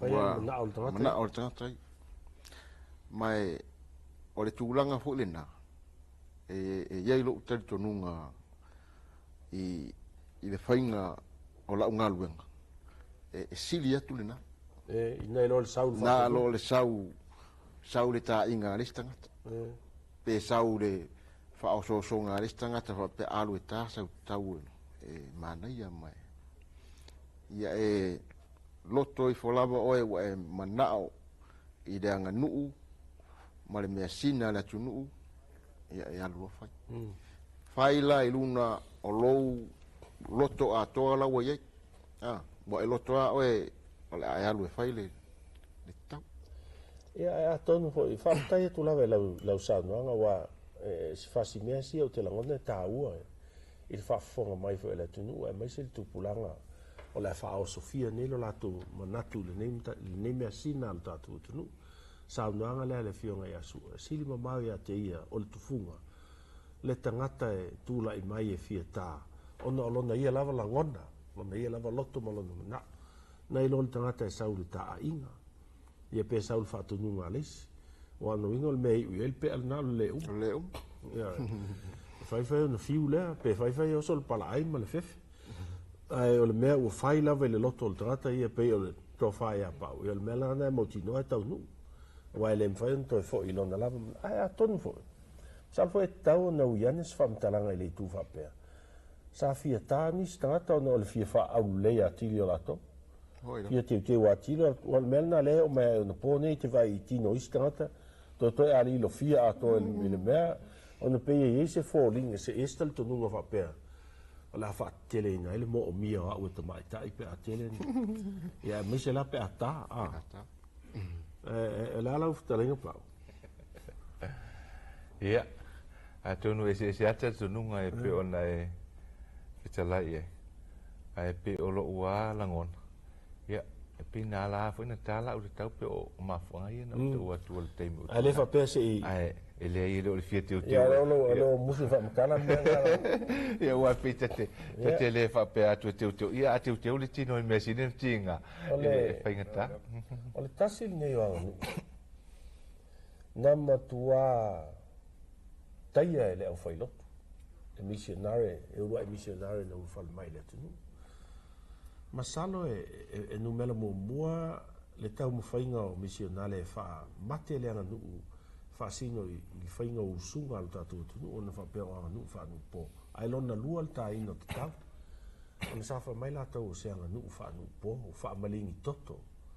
E le ngata lalina, a le tele o isi mea na whai wha atasi maltanga o te tau. O po ula, o tau vanga o whisi I ta inga le tunu. Ia toa foi malea wha inga o a inga pe ao ina uman whaile tau au. O iei isi la ngona fau o te tupu mai. Sa malosi tele te e missionare le anga nuu ne. Mai I lau su enga. Masalo le mena na wha ina tele ai le mta upu tau I manua. Awa. Sa le umien tau nuu le lotu. Ia ai opo maulo e le tui manua le. Tel tu nunga fau. Le whātua tuanga whakeusiana ma o onga uma missionare me whaiwhiau al mea utupu. Wa amata ona le toi taina ni tau I manua. Ina ua fuli le tamāloa I tel tu nunga whaalotu. O le mea nao iai. Ua le toi mause tu funga I manua. Masalo, o le upu moi le upu leo tu whatua le se tu funga o iai ne. A whai o isi tu funga I o se tu funga u. Ai longa wa ato se lua ngi pea wang kai. E le ngata le na wa iai isi tu pulanga e fia o motu I se sae. Wa le tata. Ona o le melna pei wa le o ngatasi mtal tununga whaalotu. O no nai toi ina sa tata. Yang so sola mai ngai ka kai. Po ngai ko inga whai awanga o mai polu o mai malako pea. Ai, o le mea la u whai pei wa motu atu nanga nuu. Ma isi tu pulanga o le tunu. Ia le la pe o fuli fo il mea o tatu ia o li ua le vai o singa wa ma fe un ko kafe anga I sauke le vai o singa. O le fesili o fele mea na au mai ai. Le ata mai fa tau pe ona fa tu na le la. O ia tala ta auto le tunu. E ele mea le vale o lo langi fa pese. O teine to lua na malanga mai fiti ma le atu au. Ia o teine to lua fa tau il pese o pi lua. O te mai tai alo tau ua I tala o le atunu tae maa tila whainga. Ia, whamel tala na o mai la lea ma le la tau nuu whale alupo sui ele pese. Ia o te tae nei taane a o le te tā whawhine. Ia na o mai le whaasolo mai o mai I sa fotu afe I le tura whale o la vea. E le ma te ia le atu au o lo I le tanu ma te mai ta. Ia toi whaasolo mai afe po sala la valu e po fea. Ele I mate ia ale mele lo la whaiva. Ia se I wangana o mai a sua. I se mea tua ina ele whanga li sua. Ia o ina noftu a mate ia ele tupua. Ua whaalo alo I sua ma ua anga le leite mai tai. Ia ma utu ua ilolo la whaiva ina. Ia o tala na, o tala whasa amona, ta tol, o tala ta otol na.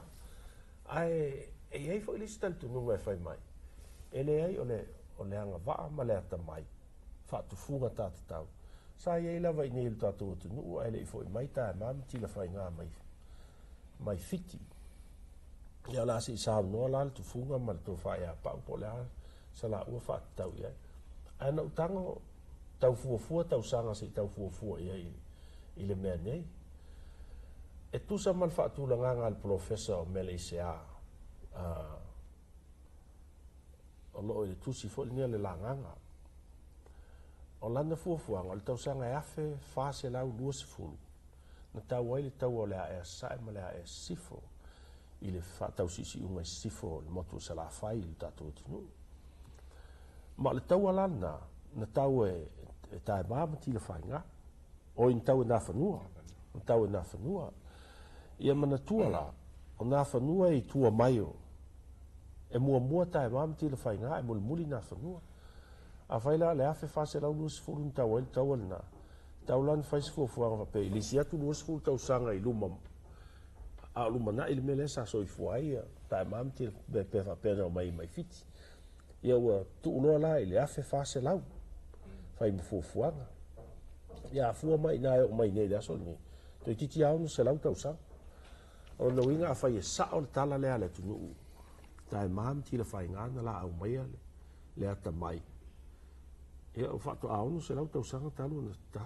ia laʻita mate ai le ua akoa se afe mafiga tausaga talu lona uiga pei o te tau fausia isi o tamaʻi malamalama le taofi lea ua le vana iai samoa le atamai e leʻi o mai teine mai fiti ali pa o le asa fuafuaga e faapena sa o lagona e sa o maua foʻi le tulaga i le tala lea te talai e ia ma o le tala lea o loo olaola nei le tatou tunuu le temi nei ae pei seʻi i laʻu faitau atu le amataga mai ma le a fuafua mai o le tatou atunuu ia pei e mulimuli mai ia tamaʻitaʻina o mai ma ia ua lē manai ai suafa matai o le atunuu sa faasolo mai ai foʻi o te lagona o le latou laʻei a lea sa laʻei mai ai ae atonu e iai nisi suiga o le laʻeina na mai na faaaogāʻi ai ia au iā teine o lesi mea i laʻu manatu pe faapefena a mai fiti ia au ae leai ni tatau a tagata fiti ia o te lē lopo po o le a le mafoʻaga lea ona a mai fiti au ua e tatau ona a mai se atunuu o la e tane a latou tatau a foi sa kakaga afafiga i fiti lega o mai ma le pese kaka afafiga e le kakaka ia ua tateʻia kitai sa kavaʻi foʻi fiti tatili vaʻi ata i taʻini mo ni tatau ani ia atonu ai po tā ia alfaavelafe e leilo ona o le uli o tagata ia le gakalaga ia ua le mafaini koe kakao le ua mai samoa mea kakaka la se sauaga lau suasua e faapetaʻi lava mo le mataupu foʻi ia peia e o te faamoʻi foʻi ma lagolagoina foʻi e faataatiaga le tala foʻi ma le ia no o lea lava vai taimi sa pei o lea e tau avea e tatou mea mai ana mua ia ua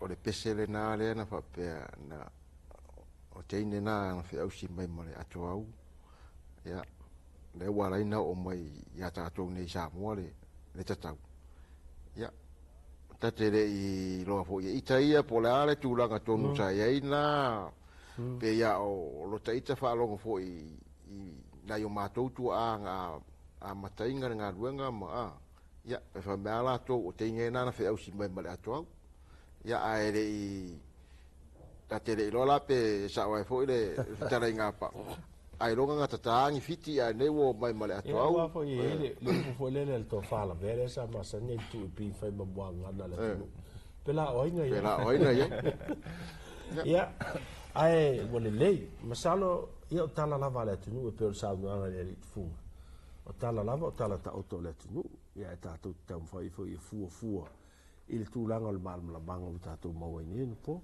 ia e lē avea foʻi tala le peise i le mautū foʻi o tala le atunuu atonu foʻi ini mafuaaga tatau ae sili ona tatou talanoa le mataupu e uiga le tufuga manua maua le avanoa le tufuga i mea ane o toe fai atu seisi polokalama i le lumanaʻi ua le toe avanoa mai le tufuga ae mo le silafia le atunuu e pe ona ou talanoa atu na leila o le afioga ia sulu ape o le alii tufuga tatatau ma loo fai anei lana galuega i fuutiga i le lalafaga o le afioga i le gafetasi i le alii o loo taoto le alo le alii le fioga iā tupua le tama o le panona mai o nga luenga na lo fe ngai ni ia e lo tu lo le fa talo sanga tat por kala ma pem fen fa no sinon tai mi se su mai ta tu te tala no e mo le mal ma manga la le tu o le ale tu langa o su o le ale umi aso talo e fa ni fa iva ma te fia ni nga luenga o e fe ngai e lo fa iva fa tu tai la vai lo to fa ho mai fa si ole tausanga na o a mataina o whairenga rua. So le fitus furu. A whaiu se rau fitus furu. A whaiu se rau fitus furu. Tu so le tausanga na o mwhaiaina o whaiaia urenga rua. A ole a matamainga ma le whaasolonga mainga ngā ruenga i tonu o seo mātua fo i ainga. Ya, pe o amata mai le to inga lea matua lea o suape to ina na o ia na mua a fo i fain nga mo tai ya o lo tu ana tu sa lea o le to inga lea o le tu ngange o lo tinga to inga lea o suape ya na fainga luenga le to inga na feo ai male tama leu solo kina to ina leo charfo o taun lau si fia ta tu tunu to ina leo fa la vela o ta vo lan suafa ya e se ila o matona o ai fo le solo vai e la batangata e sa lango e to i vai ele paina na fai to tasi o ngaru e ia la va au tama ave taufi ma solo esele ila tulanga na mato ai mato mo nem kau fa o mai la ya ma le tulanga la ia le o lo wa ma fa fa e ya ave ai pe a fa la e te alu a te fia mau ngalu e tau lava na mau ile tawa tata mai le sa no hanga la o fionga le funga po le ngai o tupu fo ole ata mai male to mai pe foringo se me tu fa solo ale ai nena wa tau sangai lo to ai ngale lava nena ala lau fa tau i tangata nei le wala ve nei lau sau no anga lau vaenga le ta ule outfunga e o so soni fainga luenga le o solo male to o male ia po le tau fo i pusa mal fa punga fa pa o fe o mai da ta mai fo i lava i tonu lai o tau songa ma lau fa na e ese fa mo fa pe o ni sala lau atu fa fo le ata mai ia ngata ele ainga haftaira more fa sirivo ole tulanga yerna ele swa mo fa pe na o mato wa e ei fo ina isi uso ese bai lo mato e maute ngal fatas ya ai pita ila e peia ele mfaya la tona na faya ngal pe fia ta usanga mato feo ya ai watu ai fengeta ai o peia ole tonu al mato ai Pea fo fa samo. E fi wale si alu e au mai lau ki ma lo miele ai tawanga ka sa o sa o e ta sia fo turanga ma pena. E se e fa pula la il vaenga la le o mo e tofia. Tofia la o tfunga. A wa fo la tunga lu nga fa ilinga. So ni ya ti. Ole tu sa o tangata e mana mier ngadwa. Nga to lua la. Ese mai lo oi. Ese mai loa. Ia, o ala me fai.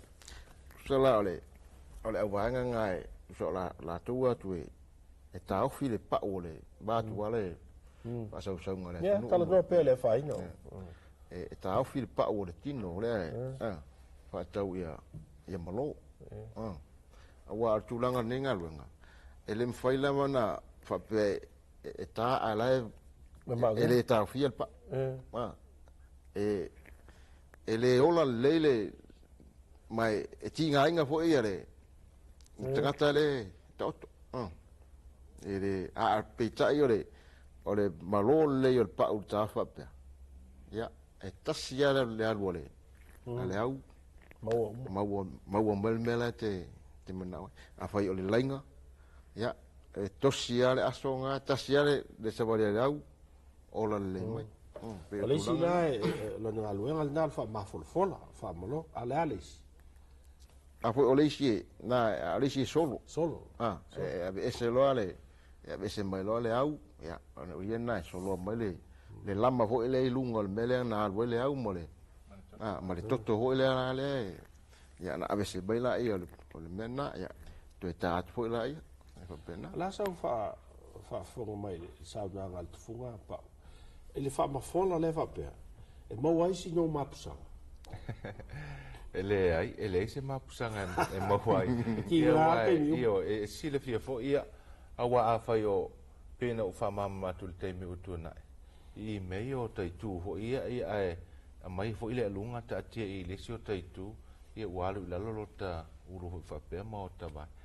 Ia ai o mai le vanga le al tufunga whalo ho le ia o taitu ia whama malo whapea. Ia o se tūlanga silo na tinga wa wale to ia ia se si mea ma whaina alfia o le o ta atia o moi vātu amu le whafonga le tunu i o ta iwi ma mea whapena. Ia tua le ia ole au fo ia to in nei le sunga le tu funga ia le se ma kusanga mana ale matua tinga le me te falongo ia ia si tatu tala no pela la tatu tu funga afa pela le tatu tala no ina le ata mai tu funga male me tu fa solo le ainga afa pela a fieta sis me vai ngale pu enil tatu waka ia o le ala na awala e fai fa wa tu sa malmele ne sa no e ne la oso ne o le to atu tamala o ia fa pe mai su mai se kala wa kari o ke le al mea o le tangata lava i o mana o tu la ia o le ala na fai ne fai o ia lava e tu su e o le ala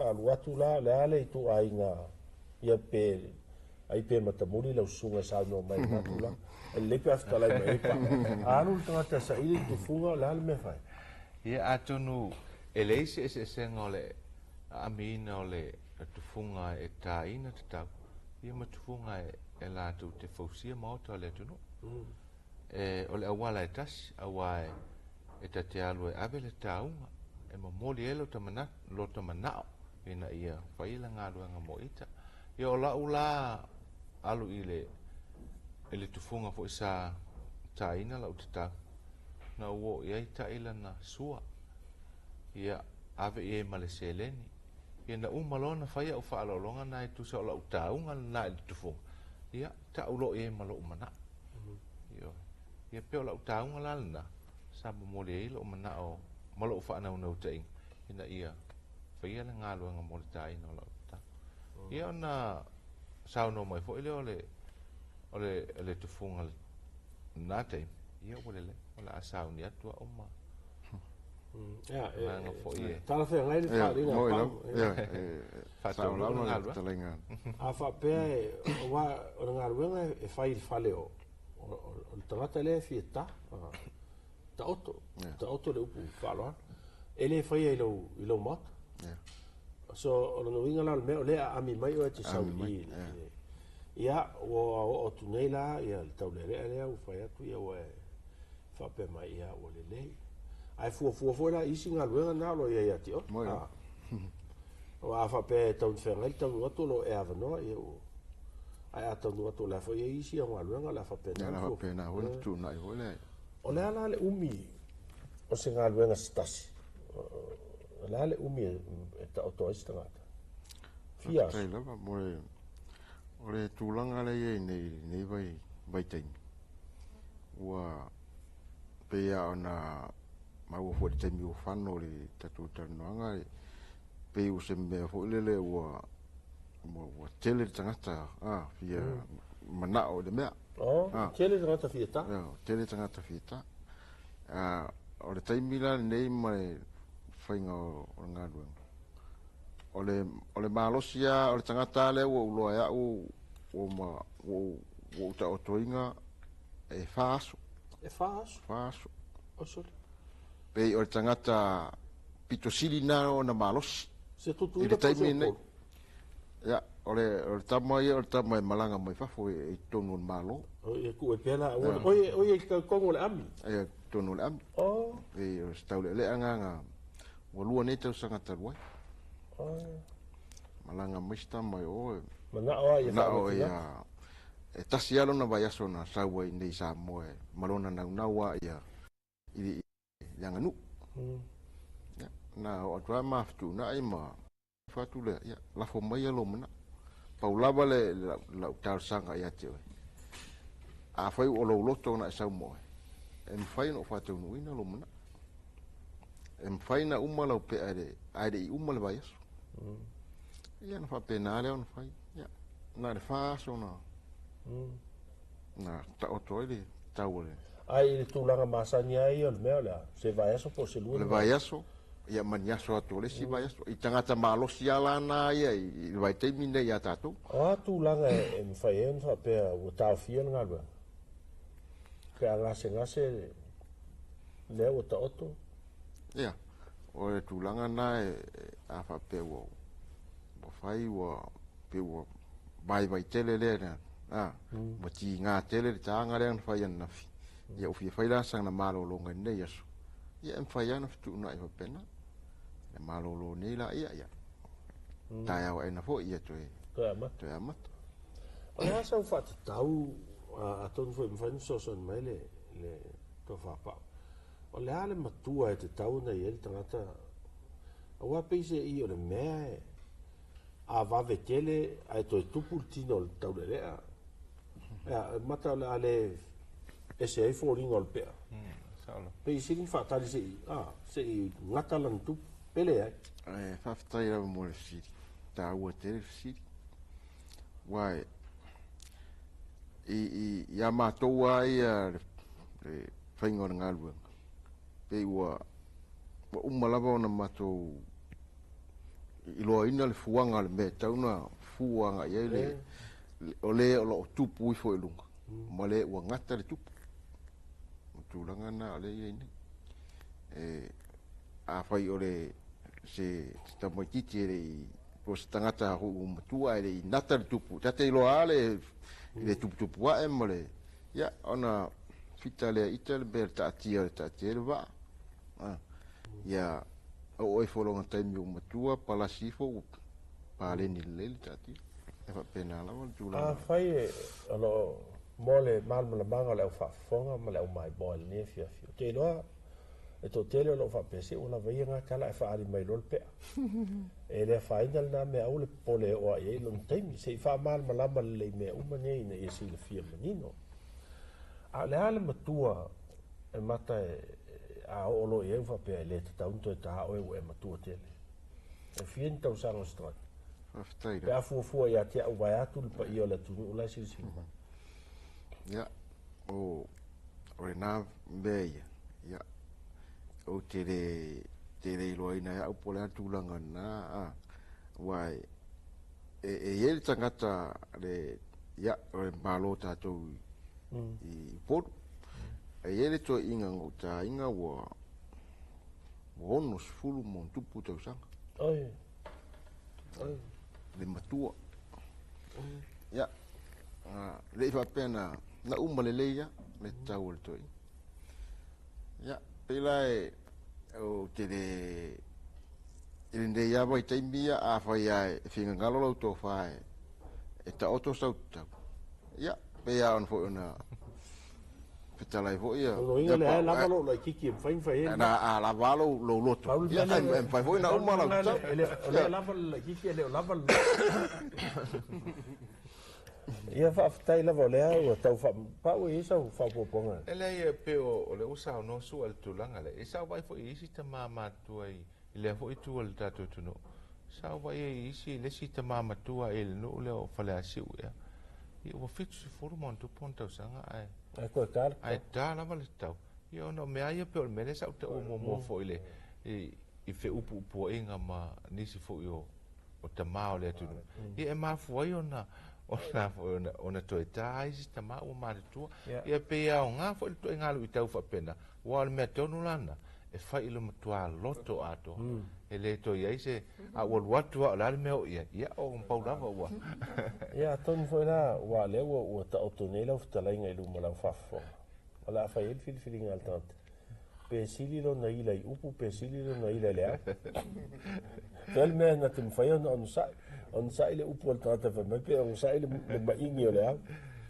a fai lo fion su ala fa ta watu se mana ostas io talia fo ila sunga ona e sauni lo le ngalu o ta penanga fai o ani o ta penanga sauni ni e mon ngalu aftaila ya tulanga mo lava e trauna sauni lo me fai ngalu e o lesina me ta ua tele ya cha wa ye mal fai ngalu nga o me fai ngalu awai ta to si le fie le lava so se ngalu ngala ale le eu me fa ngalu e fa pena fo yo na tuai la ngalu nga ma fa le tonu fo fa ngola ngalu pe yo tu langa na e tu se mal fa si e fa ta lo se ngalu nga ya matalongo nga yo lo e fa nga yo me fa ngalu nga ma ke eu me fa ngalu nga fa mata e ma ai le ma sa uni no le lama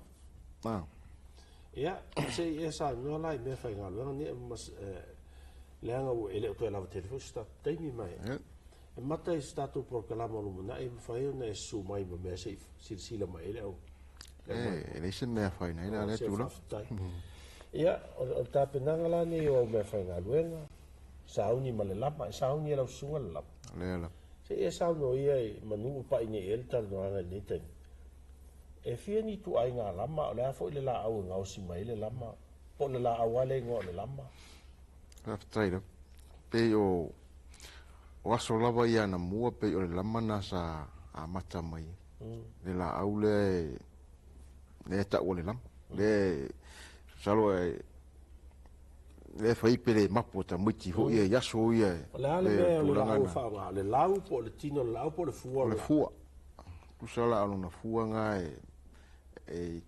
o le ano le tonu o le mea malo fo i le fa me pe spinga ki la kom ya pela o le mea nai ya o le mesa tawai ita i matou tu a yaso ia sa ta mai le lama na batu alfa fonga anga le tunu umare na pusa le o le suava ya ai fo laila le mele tau e fo le fa mu favela e na umalole na malole ta ese lol me malole ya ai tu i lo fa tu i fil mele ole ano ole ton ya na fai lole sta mai fale ole lo matua o le aina o le tato aina re ya e no foi la tonu tutu le mori le tu i fil e mo wele lam pe ole mena sa langi tu i fil e lungole e tutu e tutu e pe ya le mumu batu foi le pe ya le popo foi le pe atano e tu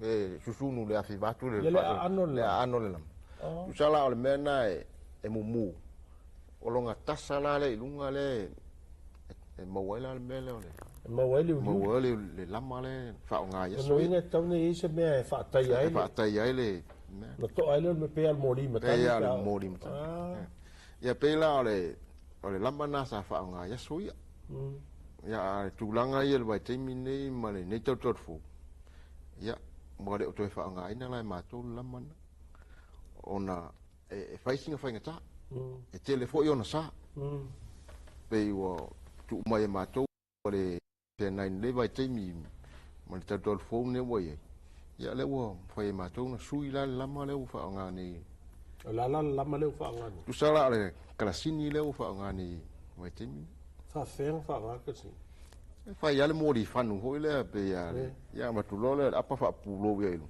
ya tu se le ya la pa le tasa ho la le se le ya le ai pio me por me ese me ya fa la le ya o lo no winga la o le me uri la va fo na le salu fa putu salu lo la ya fa putu ya ana amai lo le ipopopo fa pi ye lo me le ma fa salu tono le pop ma ia na fai lola ia fa ia na palu ale tono le popole palu le tu sala le vai uri male mele le si to ina vai le o le mo wone fa lolo pe la vai na le o mix ele vai pa se vai pala me la ne o fa ne vai tin ya me ye so ye le ya so ye sa le nei me sa fa ngai pe se isa wa le besa o no ta vai ta ye fa ngale la male ye ya so na mu e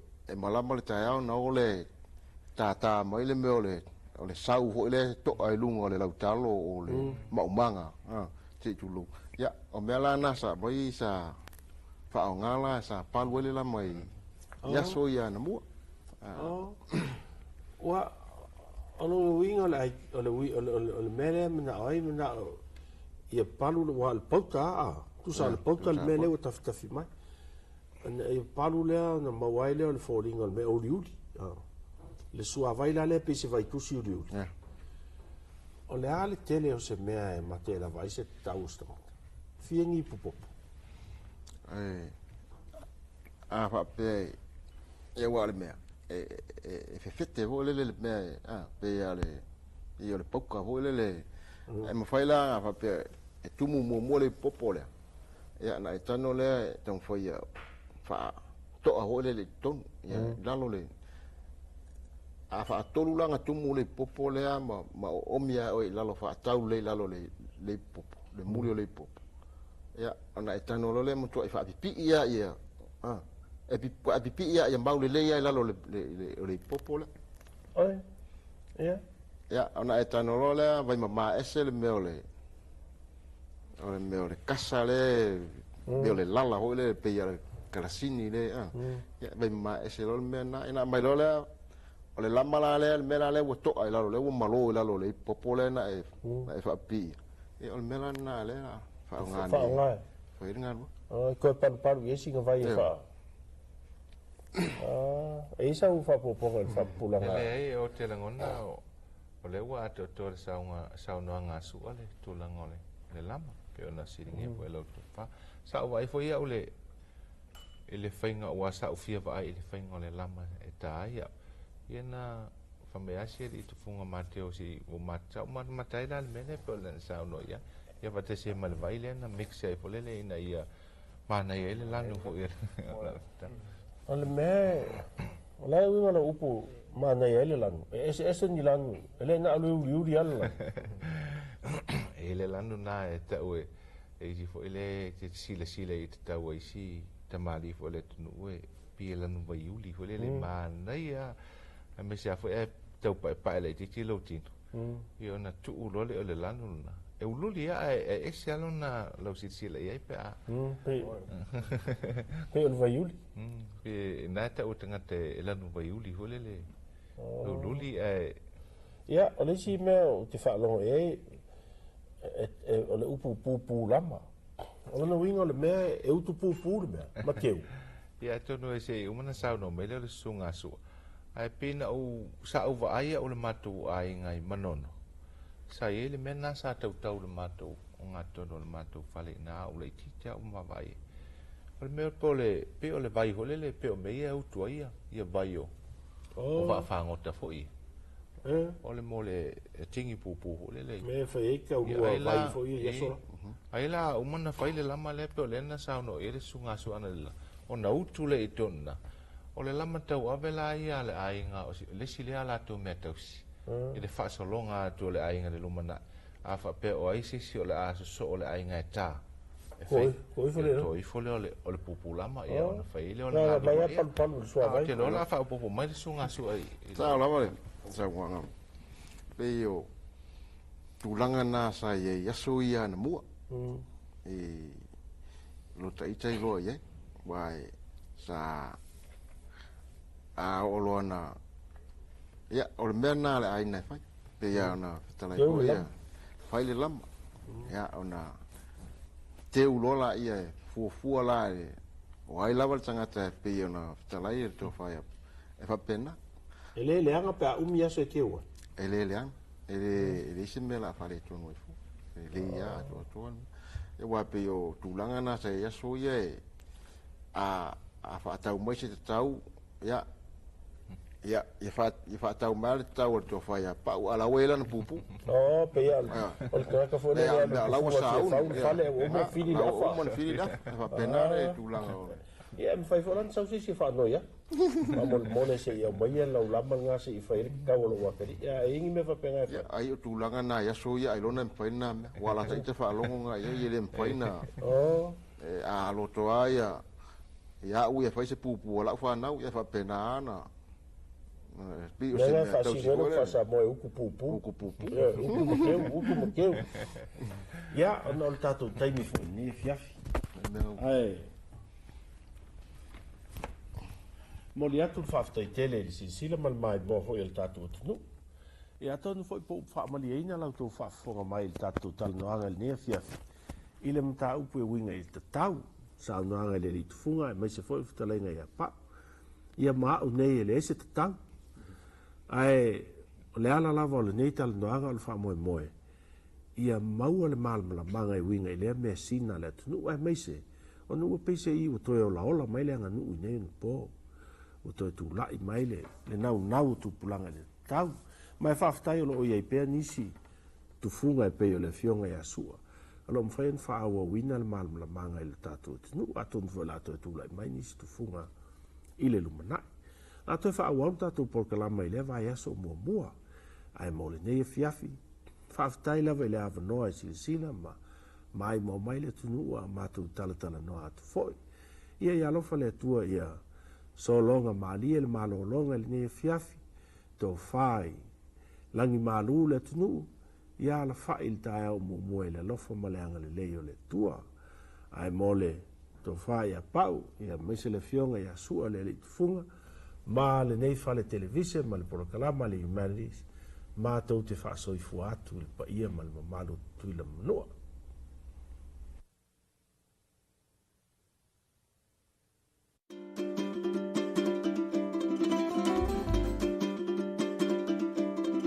Talofa, olo e mai mo mai le tautua le ala talua le KVZK TV, Pango America Samoa. You are watching KVZK TV Channel 2, Pango American Samoa.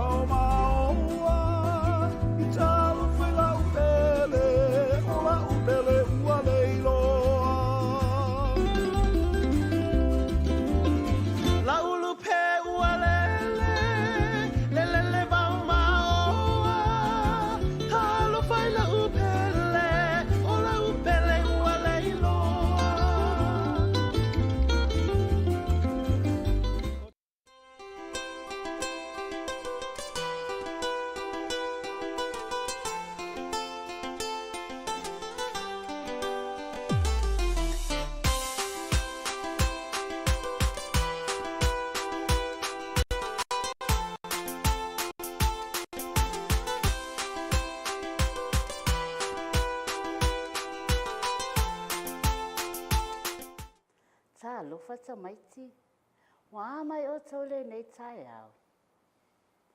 Manuia whawhetai, le tele, ia o lisi fo nei tai au fo. O le ato e a matai fo le tato wa onga a. Fio mo o to mai la o nei tai au.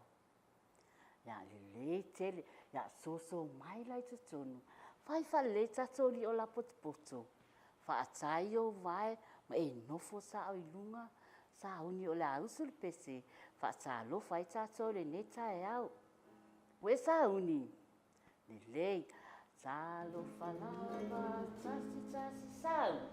Sa lo falava, lava, po fa pepe aina oto, o loma lolo ina fa fetai. Sau, sa lo falava, lava, po fa pepe aina oto, o loma lolo ina fa fetai. Le tere manaia yo tau leo nei tai au. Ia le, se vava ai mua lava tato I fafu. Ti tilo I fafu po le ale tau le aso nei. Wai lana te mwhai tau mai le tau nei aso. Le lei tele, ea. I la a, la foi fōlingo le la. La poto poto, a le ala le lanu o le la.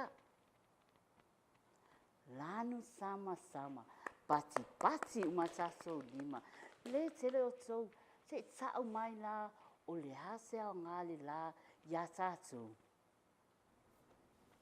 Le lei, ioi, le la whaamatala ai o tōtolo. Tino, ai e se au ngā o le la i la au. Le lei te le luisa a. Ia ngā le la e whaau la i tātou. Ioi, ia ngā le la e ho la i la au a.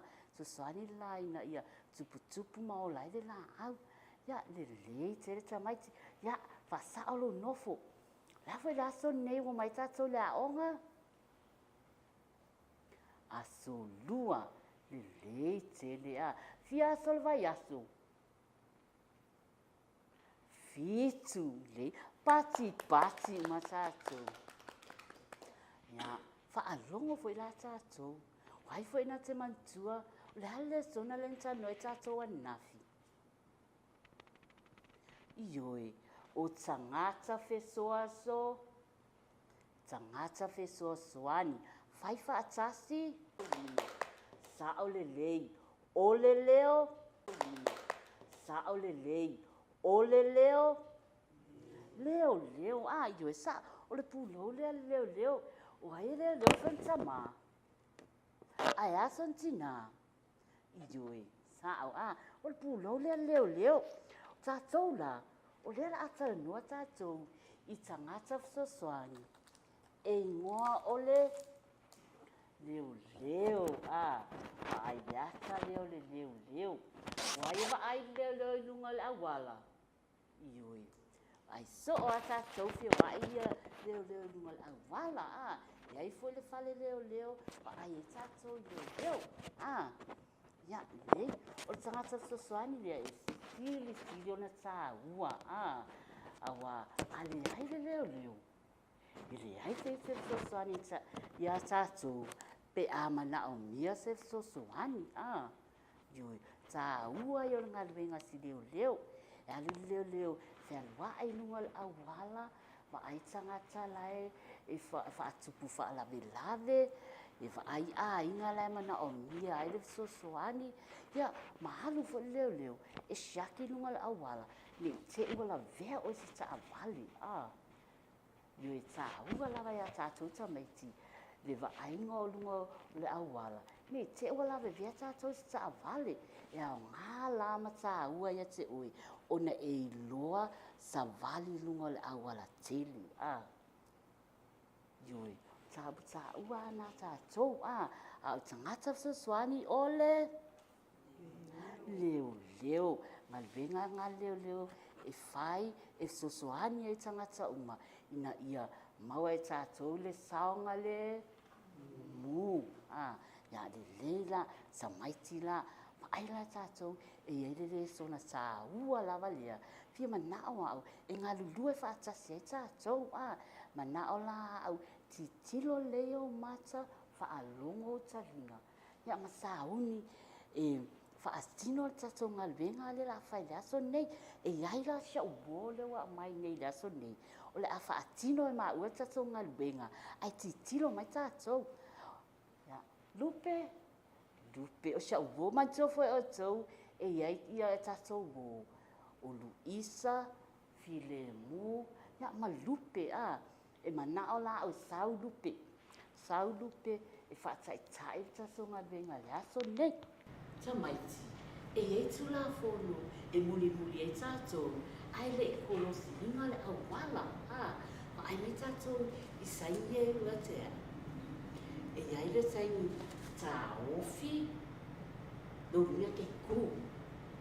E ai le saini, whai mai, e te savali, dunga winga e savali, o saini la e lua, e whao ngai tātou, ai le ialu oi, e kolosi lunga le awala tele, ia wa ai la tātou si whaatai ta inga. Lupe, ka ofi. So mai I lupe. Le te lupe. Ka alungo fa le yo tadina. Ai le yalo ko lo si wala. E mua lava ne e sau tule mai I. Lupe se sau tule mai I. Ya le te ya tiro lupe lo tu tau matau. We stava lo sau lupe. Ni ai. Ya tiro lo tu tau nga vale. We stava le sau lupe. Eh ai. Hala ni tau na fai oi. Savali le te lupe savali lo lupe.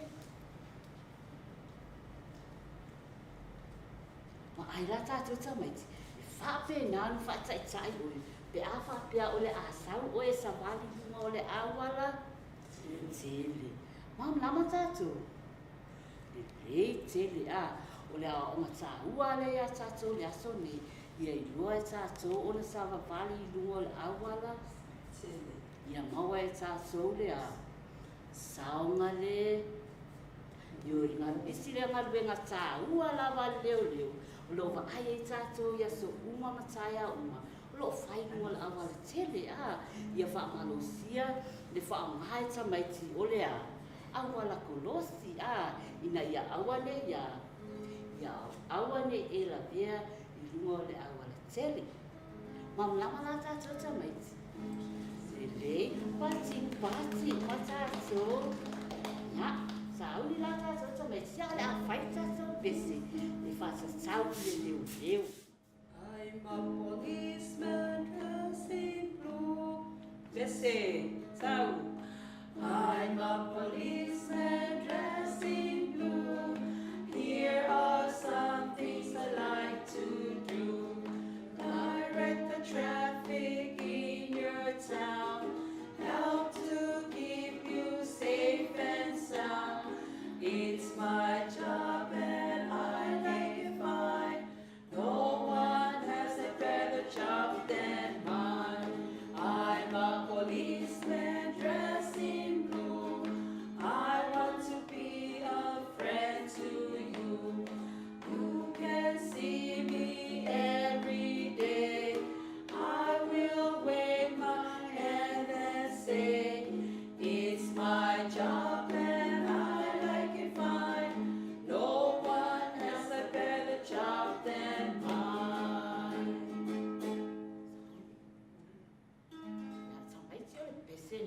Pama lama tiri ai ia le ngaluenga ale leo a. Wai foi tangata sosoani le talanoa ai tātou. Leo a. Ia le teini nei. Ia ole a whalu mongo lo tātou isha uo o Luisa. Ia ole a matala foi tala tātou whatatau le leo. Malota maiti. Mana yele sona nei aso. Yoi, mana yele sona a o e foi tātou a wafo te me sama mani e tātou I lungo le awala ye loe tātou le te me tauna savali ai. Ia, le au su foi pese o tātou tala ne tai au. Ai tau lau to see, ai tau ma e malama.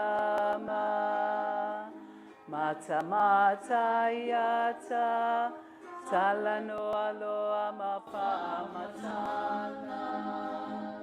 Le taua o le tusi, pape amalona ma. E a oa ai, tamaiti uma o le a o ma. Ai tau lau tusi, ai tau ma e malama lama. Mata mata iata, tala noa loa mafa matala. Ne taua o le tusi, pape amalona wa. E a oa ai, tamaiti uma o le a o ma. Alo tamaiti io la fa matala foi tātou tala nei tai au.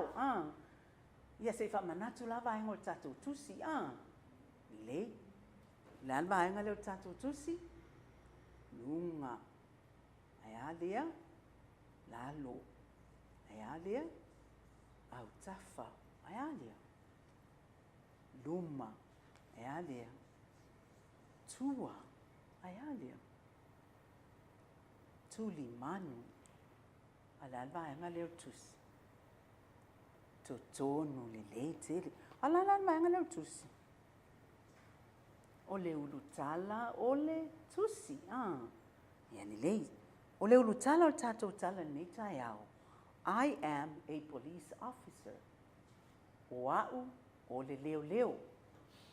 Vai me tato ole. Oye ofu le tamaiti. Ofu leo leo. Ofu leo leo. Lei. Tato tala neta yao. Lea la tato mata ile tato tala. Ia po le anga luenga leo a wai fo ile leo le safa matala atu e alofa nei tai au i le taua ma le anga leo ia leo le a fa mautu atu i nei tato tala o au o le leo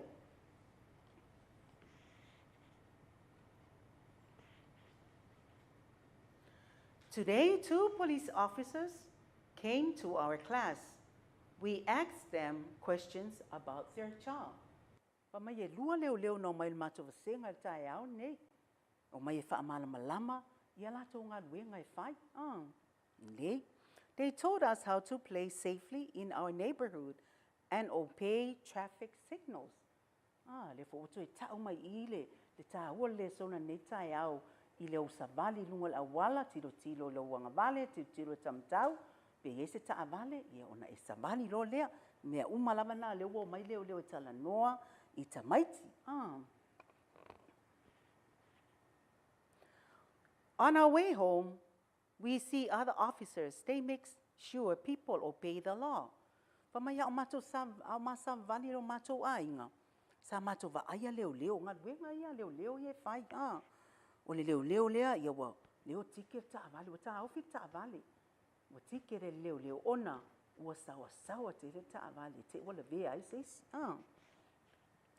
Our police officers gives a speeding ticket, others direct traffic and patrol our streets. Ya, isi nga luenga leo le ba ai o lunga awala ba ai mela e if you savali tangata ta ofi leo le ta vale ia ai se savali tangata e lunga awala bantua la foi le sign le tato len fa ali to lofa Stop. Winga ta ofi e tilo umai tu umai lua. Po sau si ta vale po ua. Se na e sa vale lesi tu. Sometimes officers drive police cars. A radio tells them if there is a problem. Pa mai oisi leo. Ia fia wa ilato ta vale. Fa longo lato pe bala au mai tono lato ofisa. Pe yeise meo tu po se fa fita uli. Ia ai o ilato we so soani. When a siren roars and the light flashes, watch out. The officers are in a hurry. Pamaya fa longo lo o sai linia leo. We lo o to yo leo fa to pitope atu leo e. Va ai pola me la tupu. E taulana fa ta mo to mal awala so ese ya tu la no le ta vale leo. E alwe va ai pola me leo tupu lesi tu ole no This police officer sits up high on a horse so she can see in all directions. Yeah, ili ngata fo ta vale. E fe wa fo ile lo sol fanua. Va yo to sol fanua nei Samoa. Io e ya wo tau le ya. Ia le o le fe wa ye sol fanua ma ba ai lo ma ye tangata umala e fe wa i lungo le awala ia ma va o fale o tangata Other officers on the street make sure anyone who is hurt gets help fast. Fa mai uisi leo. Yo la to va ai ia lu mo fa lo me fa pena pe se fa fita le tupu se tangata. Na ia ave ele so ani I se tai mi vave. To keep us safe, the police arrest people who break the law. Mai mo tātou saunga le mu, o isi anga lue ngā leo e o vava ai tangata o loo. So lia tu la fono, isi mea o lato e mai ia chips ma mea nai mai whalo loa, ai le tō ngia isi nā mea e o leo vava ai tangata nā, awane i whaia nā, tu langa whape nā, ata maiti. Yeah. This suspect is going to the police station. Later, he will go to court for a trial. Ia o lesi le tangata lewa, maua leo. Ia le ala ave leo, whata tali mo te me whailan whamasinonga. I le tu la fono fo iwa soli e ia. I lita meti, awane i whaia tātou nā mea ata maiti. Le. Sometimes officers look for people who are lost. They ask questions and find clues. Yo isi hanga lue ngā leo e whai. Uwa ai tangata lo wale loa. Ali poti atu lo e se tinasa na tama wale loa ia. Vili fo i leo e o, fo i leo e su e mai. The police dog uses his sense of smell and hearing to help in the search. Mantua tātou i fo ia e mea tai whaua a leo, pole mai le, so soani la le tai whau le leo, e songi solo. Na ia tamwhai e su e mai se tangata o lo tamwhai lato e su e, ia mawe na maua. We found a wallet in a park, so we gave it to the detective at the police station. Ia ai tamaiti, isi fo ia ngā luenga a stama mastene le whai, a iei se mea wa maua ope maua o se ato pole, po o se isi lava mea se tangata wa pa wale lua ia. E ave le whale leo, ona su e le leo, ia po ai e ana le ato ia na whaafo i la ia tamaiti. Special workers called dispatchers send calls for help to officers on the street. Ia o isi ia tangata leo i nofo tonal officer. Ai ei se me tupu. Ia wala au la tō i vanga le lunga le awala, le whai le awala. Other officers use computers to check out information about criminals. Ia, o i wha leo. Ia whai lako computer. O i computer ia tamwhai a watu tangata e sa ili ni meolo tamwhai la to e sa ili po tangata. Ia e mawhai ona sa ili e isi fo i vaenga o leo tono le computer tono lato officer. These workers help the police by looking at fingerprints and other clues. Ia o isi ia leo i whai lato me whai. Mantua le tamaiti ia e le lo tamai lima le te alo e whai le print i lunga le on masini. Ia o isi fo ina ngā luenga leo e whai. Ai ia mea lai maua atu. Po ai ia fingerprints lai lo pipi ia i mwhainai loe la tō le tangata. We want to be police officers too. At home, we put on blue caps and t-shirts. Ia ai, leo wa fo la ufa mai e fia leo fo la ua. Leo la ua fai ufu la ufu leo. We wear name tags and patches. Now we will patrol our neighborhood. If I la fai la ofu ma la pine leo, ia la ola ue e vava ai la to tua oi ia ma tangata le no fu tafta fani o la to. Police officers are on duty day and night to protect us. Mai o leo ngā lulue le ao ma le po awa le pui inga o tātou ma maua tātou le ola saunga le mu. We say hello to the shopkeepers and they wave back at us. Yeah, sa vali mai fo la ue vava ai pe ese me o tupu. Ia mata alo ina i fata o loa le tono falo loa.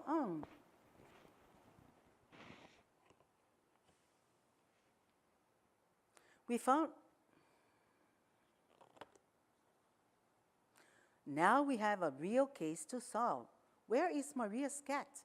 Ia o le ua ye le la case le la ola ue su e ye le pusi a Maria lo tau su e. Le la ola ue so soani a Maria.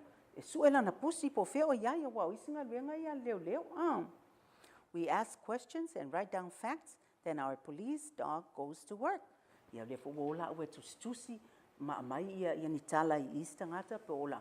O ina vava ai pe na vai lato se pusi o latu le ufa mau mai la ua ia foi mala tai fau le wa sauni ai o su e ai le pusi a Maria po fe o yai. We found Maria's cat in the bushes. Helping someone else makes us feel good. Ia le lawa maua le pusi a Maria, mai na maua mai le tonga vau, le wa mai le pusi a Maria.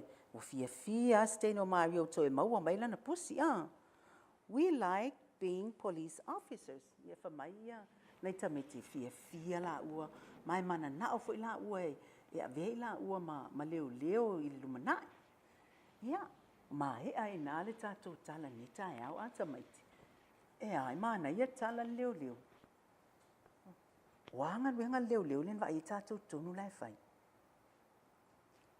I oe su e mai ia tangata pe ai sangata wale i loa, hali singa wenga leo e fai. I oe va ai ia, ai lunga le awala, titilo, po iai ni ta avale o whewai ia ai. Avele amanoi tangata e kolosi e la awala, Te le ngang le leo lena tātou tan no ai nei aso Ia le ia mantua tamaiti ia awale whiwai no fo le fale fo le mata mama tina fai fe au ia wa mai ai fo ina mal tātou tala nei tai au ia le abatu fo tātou amanoa le I le sunga le fai onga ia fa au tātou wa onga nei aso Ia le te tamaiti Fifio o tau whalongolongo le tala len whamatala ne Luisa. Ioi, ma naia le tala Loa i fwe tātou ngā luenga leo i whai. Ia, pati ma tātou mo Luisa. Ia, tamaiti, ia, sa huni tātou. Ua o fwe le teimi e whai e tātou upu au. Ia, whaalongo o ma tātou. Ila ubo file mu. Ia, le fwe la ngalue ia. Fai tātou upu au ne yasu. Ia le ia wo fo le teimi o tātou upu au o le hafo le ngol tangata so swani le sa tātou tala noa ai. O le ia va ai mai lunga I fai whaatasi leo toi whaalongo leo fai whaatasi leo o le hafo le mata I tusi a mata I le upu po le ngoa leo la mata I tusi leo tiro va le tātou ole la ti fa leo va se tātou le mata I tusi leo fa leo ele ole la leo o se ta mai ti poto mana tua le pati o matatou ja ole la ole kone sane ia ole a fasila bella fo I tātou le upu leo va ai mai I le faia onga leo te tasi leo fai fa tasi tātou ta mai ia leo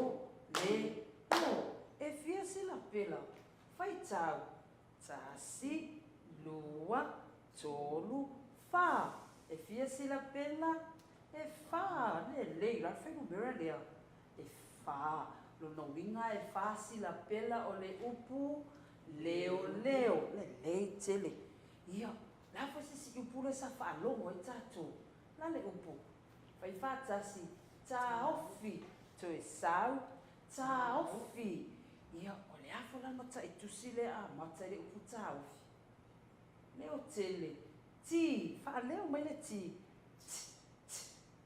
te fa leo o le ti a mata le upu ta ofi ia o le apati foi tatu sila pela pa ai ta o fi te tasi ta o fi foi fatasi ta o fi fia sila pela fai tau tasi lua tolu e fia sila pela tolu la fai numera tolu e tele la fola si uputa ua alu fai fatasi alu o le amata tu sile amata le upu alu fa leo me le fa leo o le ala le Se kone sane po se vau weli. Le lei te le lupe, fai mai lupe o le vau weli. O le a pati fo tātou, pati whātase tātou, sila pela lupu alu. Ia, lu, so sa tasi, lu. E fia sila pela, fai tau, tasi, lua. Fia sila pela, e lua. Nā fai numera, lua. Lona winga, e lua sila pela le upu alu. Ia o upu awa o foi nā tātou. Le aso le nei e whatatau le tātou le sona. La vole le sona, leo. Ia whalongo le nei, ma ai I le whaia onga. Ia tamaiti o upu awa o nā tātou le aso le nei. Ai aua ne I ngalo a whaapia I manao oe e kolosi le awala. E tatau lava na lua o malo tina, po lo tama, po lo uso matua, po lo tua whawhine matua. Ai aua lava ne I alu na o. Oe ia whai tete le tātou ne I te u wala vea tātou tā vale.